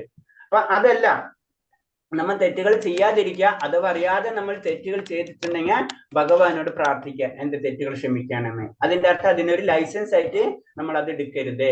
നാരദീയ പഞ്ചരാത്രത്തിൽ വിദ്യത്തെ കുറിച്ച് പ്രസ്താവമുണ്ട്. ഭക്തൻ പറയുന്നു, ഭഗവാന് താമരക്കണ്ണ നിരന്തരം ഒഴുകുന്ന കണ്ണീരോടുകൂടി പ്രാന്തനെ പോലെ അങ്ങയോട് തിരുനാമം പാടി എനിക്ക് യമുനാ തീരത്ത് കഴിഞ്ഞുകൂടാൻ സാധിക്കുന്ന ആ ദിനം എന്ന് വന്നെത്തും. അപ്പൊ അത്രയും ഒരു ഭക്തനെ എന്ന് സംബന്ധിച്ചു കഴിഞ്ഞാൽ പരിപൂർണമായിട്ടുള്ള സാക്ഷാത്കാരാണ് ഭക്തൻ ചിന്തിക്കുന്നത്. അതാണ് പറഞ്ഞത്, കണ്ണീരോടുകൂടി ഒരു ഭ്രാന്തനെ പോലെ. ഒരു ഭ്രാന്തൻ എന്ന് പറയുമ്പോൾ എന്താണ്, ഭ്രാന്തനെ അവിടെ ഉദ്ദേശിച്ചുകൊണ്ടിരിക്കുന്ന കാര്യം എന്ന് വെച്ചാൽ, ഭ്രാന്തൻ എന്ന് വെച്ചാൽ ഭൗതികമായിട്ട് ആ വ്യക്തിക്ക് ഒരു കണക്ഷനും ഇല്ല, ആ അവബോധം ഭൗതികമായിട്ട് ലിങ്ക് ഇല്ല, അല്ലെ. അപ്പൊ ഭക്തൻ ഒരു ഭ്രാന്തൻ എന്ന് പറയും. നമ്മളെ പല ആൾക്കാർ പറയാം ഒരു ഭ്രാന്തന്മാരെന്ന് പറയും. കാരണം എന്ന് വെച്ച് കഴിഞ്ഞാൽ ഭക്തിയിൽ വരുമ്പോ മറ്റുള്ള ജനങ്ങളിൽ നിന്ന് ഇത്തിരി വ്യത്യാസമായിട്ട് അവർക്ക് തോന്നും. അപ്പൊ സാധാരണ പിന്നെ ഭക്തി കൊണ്ട് നമ്മളതൊന്നും മനസ്സിലാവണില്ല, അങ്ങനെ പല രീതിയിലുള്ള സംസാരങ്ങൾ നമുക്ക് കേൾക്കാം. അത് തന്നെ ഭ്രാന്തൻ എന്ന് പറയുമ്പോ എന്താണ്, ആ അവസ്ഥ സാധാരണ ഭൗതിക അവസ്ഥയിൽ നിന്ന് വേറൊരു അവസ്ഥയിലേക്ക് കടക്കാം, അല്ലെ. അപ്പൊ അങ്ങനെ ഭ്രാന്തനെ പോലെ അങ്ങയോട് തിരുനാമം പാടി എനിക്ക് യമുന നേരത്ത് കഴിഞ്ഞുകൂടാൻ സാധിക്കും ആ ദിനം എന്ന് വന്നെത്തും. ഇത് മറ്റൊരു സമ്പൂർണ്ണ ഘട്ടമാണ്. അങ്ങയെ കാണാത്ത അവസ്ഥയിൽ ഓരോ നിമിഷം 12 സംവത്സരമായും ലോകം തന്നെ ശൂന്യമായും തോന്നുന്ന അവസ്ഥയാണ് ചൈതന്യ മഹാപ്രഭുവിനെ ആഗ്രഹിച്ചത്. അപ്പൊ ചൈതന്യ മഹാപ്രഭു പറയുന്ന കാര്യങ്ങളാണ് പറയുന്നത്. അതായത് ഓരോ നിമിഷവും ഭഗവാനെ കാണാൻ വേണ്ടി ഓരോ നിമിഷവും. അതിന്റെ ഒരു ഉദാഹരണമാണ് നമ്മളെ പുരി ജഗന്നാഥില് രഥോത്സവം ആ സമയം കഴിഞ്ഞിട്ട് പിന്നെ അടച്ചിടുന്ന ഒരു സമയമുണ്ട്. ആ സമയത്ത് കാണാൻ പറ്റില്ല ഭഗവാൻ. അപ്പൊ ചൈതന്യ മഹാപ്രഭു ആ വിഷമം, കാരണം അടച്ചിട്ടിരിക്കല്ലേ, അങ്ങനെ പിന്നെ അവിടെ തന്നെ അടുത്തുള്ള ഒരു വിഷ്ണു ക്ഷേത്രത്തിൽ ചെന്നിട്ട് പരാതി പറയുന്ന പോലെയാണ് അവിടെ പോണെന്ന് പറയുന്നത്. അതിനൊരു ഉദാഹരണം പറയുന്നത് ഇവര് ഗോപികന്മാര് എന്താ ചെയ്യാന്ന് വെച്ചാൽ ഭഗവാനായിട്ട് ലീലയിൽ ഏർപ്പെടുന്ന സമയത്ത് ഭഗവാൻ അപ്രത്യക്ഷമാവും പെട്ടെന്ന്. അപ്പൊ ചെന്നിട്ട് ഭഗവാൻ അപ്രത്യക്ഷമായി എന്ന് പറയുന്നത് ആരോടാണ്? വിഷ്ണുവിനോട് ചെന്ന് കംപ്ലൈന്റ് പറയുന്നുണ്ട്. എന്ന് പറഞ്ഞ പോലെ ചൈതന്യ പ്രഭുവിന്റെ ആ ലീലനെ പറ്റി പറയുന്നതാണ് ഇവിടെ പുരി ജഗന്നാഥിലെ അടക്കുന്ന സമയത്ത് അപ്പുറത്തുള്ള വിഷ്ണു ക്ഷേത്രത്തിൽ പോയി പ്രാർത്ഥിക്കുന്ന പറയുന്നത്. അങ്ങനെ ഒരു സെക്കൻഡ് പോലും ഭഗവാനെ കാണാതിരിക്കാൻ പറ്റാത്ത ഒരവസ്ഥ. അതാണ് ഭക്തന്റെ ഒരു എക്സാമ്പിളും ചൈതന്യ മഹാപ്രഭു എന്ന് പറഞ്ഞത്. നമുക്കറിയാം ഭക്തന്റെ രൂപത്തിൽ എങ്ങനെ ആയിരിക്കണം ഒരു ഭക്തൻ, അത് നമുക്ക് കാണിച്ചു തന്നതാണ് ചൈതന്യ മഹാപ്രഭു. അപ്പൊ ഉള്ളിൽ തട്ടി പ്രാർത്ഥിക്കും, സ്വന്തം രീതിയിൽ ഭഗവാനെ സേവിക്കാൻ ഉത്സുകനുമാണെന്നാണ് വേണ്ടത്. ഇത് എല്ലാ ഭക്തന്മാരും വിശേഷിച്ച് ചൈതന്യ പ്രഭുവിന്റെ ഉപദേശം. അപ്പൊ എന്താണ്? നമ്മള് ഉള്ളിൽ തട്ടി പ്രാർത്ഥിക്കണം. നമ്മൾ പ്രാർത്ഥിക്കുമ്പോൾ പറയല്ലോ ഉള്ളിൽ തട്ടി പ്രാർത്ഥിക്കും. ഉള്ളേതാണ്? നമ്മള് ആത്മാവിൽ നിന്നായിരിക്കണം പ്രാർത്ഥന വരേണ്ടത്, ഭൗതിക മനസ്സിൽ നിന്നല്ല പ്രാർത്ഥന. ഭക്തൻ പ്രാർത്ഥിക്കേണ്ടത് എവിടെ നിന്നാണ്? ഉള്ളിൽ തട്ടി, അതായത് ആത്മാവിൽ നിന്നാണ് പ്രാർത്ഥനകൾ വരേണ്ടത് എന്നാണ് പറയുന്നത്. മറ്റൊരുത്തിൽ പറഞ്ഞാൽ ഭഗവാന് വേണ്ടി കേഴാൻ പഠിക്കണം. ഈ വിദ്യ മനസ്സിലാക്കി ഉറക്കെ കരഞ്ഞാലും ഏതെങ്കിലും ഭാവത്തിൽ ഭഗവാനെ സേവിക്കാൻ ഉത്സുകരായിരിക്കണം. ഇതാണ് ലൗല്യം എന്ന് പറയുന്നത്. ലൗല്യം എന്ന് പറയുന്നതാണ്. അപ്പൊ അത് സ്നേഹിക്കേണ്ട രീതിയാണ് അത് പറയുന്നത്. കാരണം നമ്മള് ഭഗവാന് വേണ്ടി കേഴാൻ പഠിക്കണം എന്നാ പറയുന്നത്. കണ്ണീര് നമ്മൾ അത്ര ആഗ്രഹത്തോടായിരിക്കണം ഭഗവാനെ നമ്മള് സമീപിക്കേണ്ടത്. ഈ വിദ്യ മനസ്സിലായി ഉറക്കെ കരയാനും ഏതെങ്കിലും ഭാവത്തിൽ ഭഗവാനെ ആരാധിക്കാൻ നമ്മൾ പഠിക്കണം. അതിനെയാണ് ലൗല്യം എന്ന് പറഞ്ഞത്. ഏറ്റവും സമ്പൂർണത വിലയുള്ളതാണ് ഈ കണ്ണീര്. ഈ ലൗല്യത്തെ വളർത്തണമെങ്കിൽ അതാണ് ദൈവരാജ്യത്തിൽ പ്രവേശിക്കാൻ ഭക്തന് കൊടുക്കേണ്ടതില്ല. കണ്ണീര് നമ്മൾ സാധാരണ രീതിയിൽ നമുക്ക് തന്നെ പലപ്പോഴും അനുഭവപ്പെട്ടിട്ടുണ്ടാവും അല്ലെ? പല സമയത്ത് പല രീതിയിൽ ഭഗവാന്റെ വിഗ്രഹത്തിലോ അല്ലെങ്കിൽ അങ്ങനത്തെ ഒരു സമയങ്ങളിലൊക്കെ നമ്മുടെ ഉള്ളിൽ നിന്ന് കണ്ണുനീര് വരും അല്ലെ? സാധാരണ നമുക്ക് അത് കാണാവുന്നതാണ് പലവരിലും. അപ്പൊ ഇതിന്റെ കാരണം അതാണ്. കാരണം എന്ന് പറഞ്ഞത് എന്താണ്? ഭഗവാനോടുള്ള അതിയായിട്ടുള്ള ഒരു ആഗ്രഹമാണ് അല്ലെ? ആനന്ദ കണ്ണീരാണ് ശരിക്കും വരുന്നത്. അതാണ് പറഞ്ഞത്. ഈ കണ്ണീരാണ് ശരിക്കും നമ്മൾ കൊടുക്കേണ്ട വില എവിടേക്ക്? ഭഗവത് സാമ്രാജ്യത്തിലേക്ക് കടക്കുന്നതിനാണ്. അതിനാണ് ലൗല്യം എന്ന് പറയുന്നത്. അതാണ് ദൈവരാജ്യ പ്രവേശിക്കാൻ ഭക്തൻ കൊടുക്കേണ്ട വില. ഇതല്ലാതെ അവിടെ പ്രവേശിക്കാനും ടിക്കറ്റിന്റെ വില ഭൗതിക അടിസ്ഥാനത്തിൽ കടക്കാനാവില്ല. അല്ലാണ്ട് ഭൗതിക ലെവലിലല്ല നമ്മൾ ഭഗവാനിലേക്ക് ഭൗതിക സാമ്രാജ്യത്തിലേക്ക് കടക്കേണ്ട രീതി. ഭൗതികമായിട്ട് ഒന്നുമില്ല, ആത്മീയമായിട്ടുള്ള കാര്യങ്ങൾ ചെയ്യുക. അതാണ് പറഞ്ഞ കണ്ണീര്. കാരണം അത്തരം കേഴാണ് നമ്മൾ ചെയ്യുന്നത് ഭഗവാന്റെ ലോകത്തിലേക്ക് കടക്കാൻ വേണ്ടി. ആ കേഴ് അപ്പൊ ഒരു സെക്കൻഡ് നേരത്തെങ്കിലേക്കും നമുക്ക് ഭഗവാന് കിട്ടുന്ന ഒരു സമയം വരുമ്പോൾ നമ്മളെ കണ്ണീര് ആനന്ദ കണ്ണീര് നമ്മളിലേക്ക് വന്നുകൊണ്ടിരിക്കും. ഇതാണ് ചൈതന്യ മഹാപ്രഭു പല രീതിയിലെ പല ലീലകളിലും നമുക്ക് കാണിച്ചു തന്നിട്ടുള്ളത്. ലൗല്യം പിന്നെ ലാലസമായി ലൗല്യത്തിൽ നിന്നാണ് ലാലസത്തിലേക്ക് നമ്മൾ സമ്പൂർണമായിട്ടുള്ള ഘട്ടം. അതാണ് ലാലസം എന്ന് പറഞ്ഞത് അല്ലെ? അതിലേക്ക് നമ്മൾ കടക്കാണ് ചെയ്യുന്നത്. അഭിലാഷവും ഔത്സുക്യവുമാണ് അവിടുത്തെ പ്രവേശിക്കാൻ നാം കൊടുക്കേണ്ടത്. അങ്ങനെയാണ് നമ്മള് ഭഗവാനിലേക്ക് കടക്കേണ്ട വില എന്ന് പറഞ്ഞത്. അതാണ് ലൗല്യം അല്ലെങ്കിൽ അതിയായിട്ടുള്ള ആഗ്രഹം, ആ കണ്ണുനീര്. അതാണ് നമുക്ക് വേണ്ടത്. പ്രധാനപ്പെട്ട സ്തോത്രങ്ങൾ പാടൽ പണ്ഡിതന്മാരുടെ അഭിപ്രായത്തിൽ ഭഗവത് നിറയെ പ്രാമാണികരുടെ പ്രാർത്ഥനകളാണ്. വിശേഷിച്ചും വിരാട് രൂപത്തോടെ അർജുനൻ നടത്തുന്ന പ്രാർത്ഥന ഉൾക്കൊള്ളുന്ന 11-ാം അധ്യായം. അതേപോലെ തന്നെ ഗൗതീയമായ തന്ത്രത്തിൽ എല്ലാ പദ്യങ്ങളും പ്രാർത്ഥനയുമാണ്. അപ്പൊ പലതരം പ്രാർത്ഥനകൾ നമ്മൾ ചെല്ലണം എന്ന് പറയുന്നത്. അപ്പൊ നമുക്കറിയാം ഏകദേശ സമയത്ത് നമ്മള് ഓട്ടോമാറ്റിക് ആയിട്ട് ഭഗവത്ഗീതയിലുള്ള ശ്ലോകങ്ങളൊക്കെ തന്നെ ചൊല്ലും അല്ലെ? ഇതൊക്കെ പ്രാർത്ഥനകളാണ്. നമ്മൾ പ്രത്യേകിച്ച് 11-ാം അധ്യായത്തിലെ പല രീതിയിലുള്ള പ്രാർത്ഥന അർജുനൻ പ്രാർത്ഥിക്കുന്ന രീതിയിൽ നമുക്ക് കാണാൻ കഴിയും അല്ലെ? അപ്പൊ അതേപോലെ തന്നെ ഗൗതീയമായ തന്ത്രം, അതിലും അങ്ങനെ പല തന്ത്രവിദ്യകളും നമുക്കറിയാം പലതരം ഇതുപോലെ തന്നെ ശാസ്ത്രഗ്രന്ഥങ്ങളുണ്ട്. അതിലെല്ലാതും പല പദ്യങ്ങളും പ്രാർത്ഥന തന്നെയാണ്. ഭഗവാനെ പ്രാർത്ഥിക്കുകയാണ് ശരിക്കും എല്ലാ ശാസ്ത്രഗ്രന്ഥങ്ങളും കൂടുതലായിട്ട് ചെയ്യുന്നത്. അതാണ് അത് പറയുന്നത്. ശ്രീമദ് ഭാഗവതത്തിൽ 100 കണക്കിന് പ്രാർത്ഥനകളുണ്ട്. ഭാഗവതത്തിൽ തന്നെ 100 കണക്കിന് പ്രാർത്ഥന സ്തുതിക്കുന്ന ഗാനങ്ങളുണ്ട്. അല്ലെങ്കിൽ സ്തുതിക്കുന്നതായിട്ടുള്ള ശ്ലോകങ്ങൾ കുറേയുണ്ട് ഭാഗവതത്തില്. ഭക്തന് ചൊല്ലാൻ ഇവയിൽ ഏതെങ്കിലും ചിലത് തിരഞ്ഞെടുക്കാം. ഇത്തരം സ്തോത്രങ്ങളെ മഹാത്മാ സ്കന്ദ പുരാണത്തിൽ പറയുന്നുണ്ട്. അപ്പൊ നമ്മള് ഭഗവാന് വേണ്ടി ആലപിക്കേണ്ട രീതിയിലുള്ള സ്തോത്രങ്ങൾ ഉണ്ട്. അത് നമ്മൾ സെലക്ട് ചെയ്തെടുത്തിട്ട് അത് നമ്മൾ ചെയ്യാം.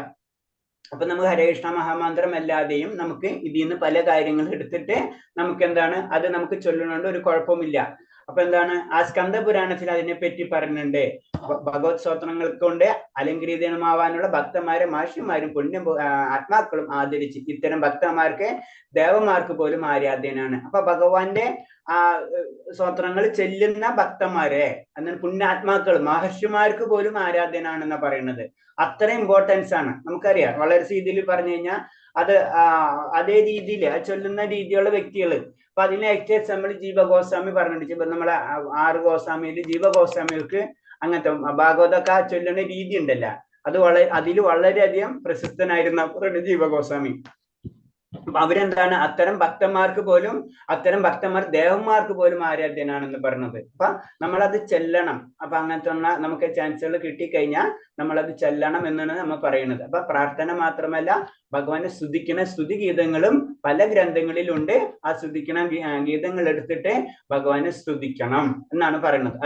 അത് പത്മപുരാണത്തിൽ അങ്ങനെ ചെയ്യുന്ന വ്യക്തികൾക്ക് എന്താ കിട്ടുക എന്ന് പത്മപുരാണത്തില് പറയുന്നതുണ്ട്. അതിന് പറഞ്ഞ മഹർഷിമാർക്കും അതേപോലെ പുണ്യാത്മാക്കൾക്കും അതുപോലെ ദേവന്മാർക്കും ആരാധ്യനാണ് അവർ. അപ്പൊ അത്തരം ഉയർന്ന തലവിലേക്ക് അവർ ഉയർത്തപ്പെടും. അതാ പറഞ്ഞു, ബുദ്ധി കുറഞ്ഞവർ കൃഷ്ണനെ പ്രാർത്ഥിക്കാതെ ഭൗതിക ലാഭത്തിന് വേണ്ടി ഏതെങ്കിലും ദേവന്മാരെ സ്തുതിക്കുന്നു. അപ്പൊ എന്താണ് സാധാരണ രീതിയിൽ ബുദ്ധി കുറഞ്ഞവർ, നമ്മ ഭൗതിയിൽ പല ശ്ലോകങ്ങളിൽ അത് ടച്ച് ചെയ്ത് പോണാണ്. കാരണം ബുദ്ധി കുറഞ്ഞവർ എന്ന് പറഞ്ഞത് അവരെ ചിന്താഗതി എന്ന് പറഞ്ഞതാണ് ഭൗതികമായിട്ടുള്ള കാര്യം മാത്രമാണ് നമുക്ക് വേണ്ടത്. അതിനു വേണ്ടിയാണ് ഭഗവാനെ കീർത്തിക്കേണ്ടത്, അല്ലെങ്കിൽ അതിനു വേണ്ടി മാത്രമാണ് ദേവന്മാരെ നമ്മൾ ആരാധിക്കേണ്ടത്. ആ സങ്കല്പത്തിൽ ഉറച്ചു നിൽക്കുന്നവരെയാണ് പറയുന്നത്. അതിനാണ് അവര് ബുദ്ധി കുറഞ്ഞവരെന്ന് പറയുന്നത്. എന്നാൽ സദാ ഭഗവാനെ പ്രാർത്ഥിക്കുന്ന ഒരു ഭക്തൻ ദേവന്മാർക്ക് പോലും ആരാധ്യനാണ്. അവിടെ ദേവന്മാരിന്റെ തലത്തിനേലും ഉയർന്നു കഴിഞ്ഞു ഒരു ഭക്തൻ എന്ന് പറയുമ്പോ. ആരാധ്യൻ എന്ന് പറഞ്ഞു കഴിഞ്ഞാൽ കാരണം നമ്മൾ അതിനെന്താ കാരണം? ദേവന്മാർക്ക് പോലും ആരാധ്യനാണെന്ന് പറയാൻ കാരണം എന്താണ്? ഇപ്പൊ നമ്മൾ പറഞ്ഞാണ് ഇൻഡയറക്റ്റായിട്ട്, ഭഗവാനെ പ്രാർത്ഥിക്കുന്ന ഒരു ഭക്തൻ ദേവന്മാർക്ക് പോലും ആരാധ്യനാണ് എന്ന് പറഞ്ഞിരിക്കുന്നു. ഇപ്പൊ തന്നെ പറഞ്ഞാണ്. മുൻപേ പ്രഭുജി പറഞ്ഞില്ലേ, ശിവഭഗവാന് പ്രാർത്ഥിക്കുന്നതിലും നമ്മൾ പ്രാർത്ഥിക്കുന്നതാണ് ഭഗവാൻ ഇഷ്ടമെന്ന് പ്രാർത്ഥിക്കുന്നത്. അത് തന്നെയല്ലേ പ്രഭുജി? അത് തന്നെ. കാരണം എന്ന് വെച്ച് കഴിഞ്ഞാൽ നമ്മള് ഈ ഒന്നാമത്തെ കലിയുഗത്തിൽ, അതാണ് കലിയുഗത്തിൽ ചെയ്യാൻ തന്നെ തോന്നൂല. അപ്പൊ അതിൽ ചെയ്യുന്നപ്പോ പറഞ്ഞു ചില സ്കൂള് ആ കുട്ടികൾ പാസ്സാവില്ല. ചില സ്കൂള് വളരെ അട്ടപ്പാടി അങ്ങനത്തെ ജനറലായിട്ട് പറയുന്നതാണ്. അപ്പൊ അവിടെ ചെന്ന് അങ്ങനത്തെ രീതിയിലുള്ള വളരെ ടഫാണ് അവിടുത്തെ സിറ്റുവേഷൻസ്. അപ്പൊ അങ്ങനത്തെ കുട്ടികളായിരിക്കും, അങ്ങനത്തെ ടീച്ചേഴ്സ് ആയിരിക്കും. അതിന് പാസ്സായി വരാ എന്ന് പറഞ്ഞാൽ വളരെ ബുദ്ധിമുട്ടായിരിക്കും അല്ലെ എന്ന് പറഞ്ഞ പോലെ തന്നെ നമ്മൾ ഈ കലിയുഗത്തില് നമ്മൾ ചെയ്ത് ഇതിലേക്ക് മുന്നേറാ എന്ന് പറഞ്ഞത് സാധാരണ രീതിയിൽ വളരെ അപൂർവമാണ്. അപ്പൊ അത് കാരണം കൊണ്ടാണ് ഇപ്പൊ നമ്മളെ രീതിയിൽ നമുക്കറിയാം. അപ്പൊ ചില കുട്ടികൾ വളരെ ബുദ്ധിമുട്ടി വളരെ കഷ്ടപ്പെട്ടിട്ടായിരിക്കും ആ കുട്ടികൾ ഉയർന്ന തലത്തിലേക്ക് വരുന്നത്. അപ്പോഴെന്താണ് എല്ലാവരും അവരെ റെസ്പെക്ട് ചെയ്യും അല്ലെ? നമുക്കറിയാം മാധ്യമങ്ങൾ മുഴുവൻ അതിന്റെ പിറകെയായിരിക്കും. ഇത് തന്നെയാണ് ഇവിടെ സംഭവിക്കുന്നത്. നമുക്ക് വളരെ അപൂർവം മാത്രമേ നമുക്ക് അങ്ങനെ ഉയരാൻ കഴിയുള്ളൂ. അതാണ് ദേവന്മാര് പോലും അവരെ ആരാധിക്കുന്നു പറഞ്ഞത്. ഇപ്പൊ നമ്മുടെ സമൂഹസ്ഥിതിയിൽ നമുക്കറിയാൻ പറ്റും. ശുദ്ധഭക്തന്മാർക്ക് ദേവന്മാരുടെ ആവശ്യപ്പെടാൻ ഒന്നുമില്ല, മറിച്ച് ദേവന്മാർക്ക് ശുദ്ധഭക്തന്മാർ ആരാധിക്കുന്ന ആവശ്യം കാണിക്കേണ്ടതുണ്ട് താനും.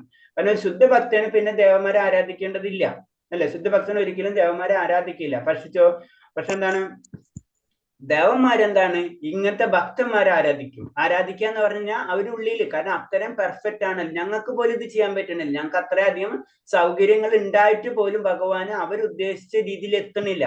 അപ്പൊ ഇങ്ങനത്തെ ഒരു വ്യക്തി ഇത്രയും ബുദ്ധിമുട്ടിയിട്ട് ആ വ്യക്തിക്ക് കലിയുഗത്തിൽ നിന്നിട്ട് ആ വ്യക്തിക്ക് ഇങ്ങനെ കഴിയുന്നുണ്ടല്ലോ എന്ന് ചിന്തിക്കുകയാണ് അവര്. അതാണ് അവർക്ക് ആ ഭക്തനെ ആരാധിക്കാൻ തോന്നുന്നത്.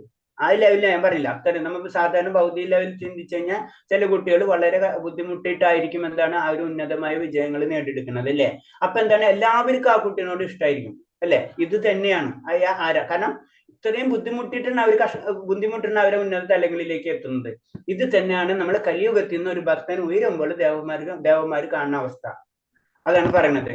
പ്രസാദ ഭക്ഷണം ആദരപൂർവ്വം നിത്യേന ഭഗവത് പ്രസാദം കഴിക്കുകയും ചരണാതീർത്ഥം കുടിക്കുകയും ചെയ്യുന്ന ഭക്തൻ 1000 യാഗം നടത്തുന്നതിന് തുല്യമായ ഫലം നേടും എന്നാണ് പത്മപുരാണത്തിൽ പറയുന്നത്. പത്മപുരാണത്തിലെ പ്രസാദം ഭക്ഷിക്കുന്നതിനുള്ള ഗുണം പറയുന്നതാണ്. അതായത് പ്രസാദവും അതുപോലെ ചരണതീർത്ഥം ഇത് കുടിക്കുന്ന വ്യക്തി 1000 യാഗങ്ങൾ നടത്തുന്നതിന് തുല്യമായിട്ടുള്ള ഫലം ലഭിക്കും. അപ്പൊ അത്രയും പവറാണ് ഏതാണ് നമ്മുടെ പ്രസാദം. അതാണ് നമ്മൾ പറയുന്ന പ്രസാദം നമ്മൾ കഴിക്കണം. ഭഗവാനെ അർപ്പിച്ചതിന് ശേഷം നമ്മൾ പ്രസാദം കഴിക്കുമ്പോൾ അത്രയും പുണ്യകർമ്മങ്ങളാണ് അല്ലെങ്കിൽ അത്രയും പാപകർമ്മങ്ങളാണ് നമ്മളൊക്കെ എന്ന് പോകുന്നത്. അത് പത്മതീർത്ഥത്തിൽ, അപ്പൊ പത്മതീർത്ഥത്തിൽ പത്മപുരാണത്തില് ചരണാമൃതവും അതേപോലെ തന്നെ ഭഗവത് പ്രസാദത്തെ പറ്റി പറഞ്ഞിട്ടുള്ളതാണ്. അപ്പൊ ഇത് എവിടെ നിന്ന് കിട്ടി? ജനറൽ ആയിട്ടുള്ള പബ്ലിക് നമ്മളോട് ചോദിക്കും ഇത് എവിടെ എഴുതിയത്?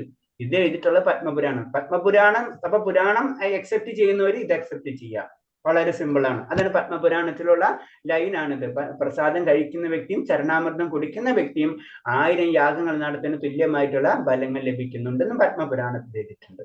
അങ്ങനെയാണ് നമ്മൾ ഓരോ റെഫറൻസ് വെച്ചിട്ടാണ് പോണത്. അല്ലാണ്ട് നമ്മളുടെ ഇഷ്ടത്തിന് പ്രസാദം കഴിച്ചെല്ലാം കിട്ടുന്നല്ല പറഞ്ഞു. ഇന്ന പുരാണങ്ങൾ ഇന്ന ഭാഗത്ത് ഇന്ന ദേവൻ ഇന്ന കാര്യങ്ങൾ പറഞ്ഞിട്ടുണ്ട്, അത് നമ്മൾ ഫോളോ ചെയ്യാണ് ചെയ്യുന്നത്.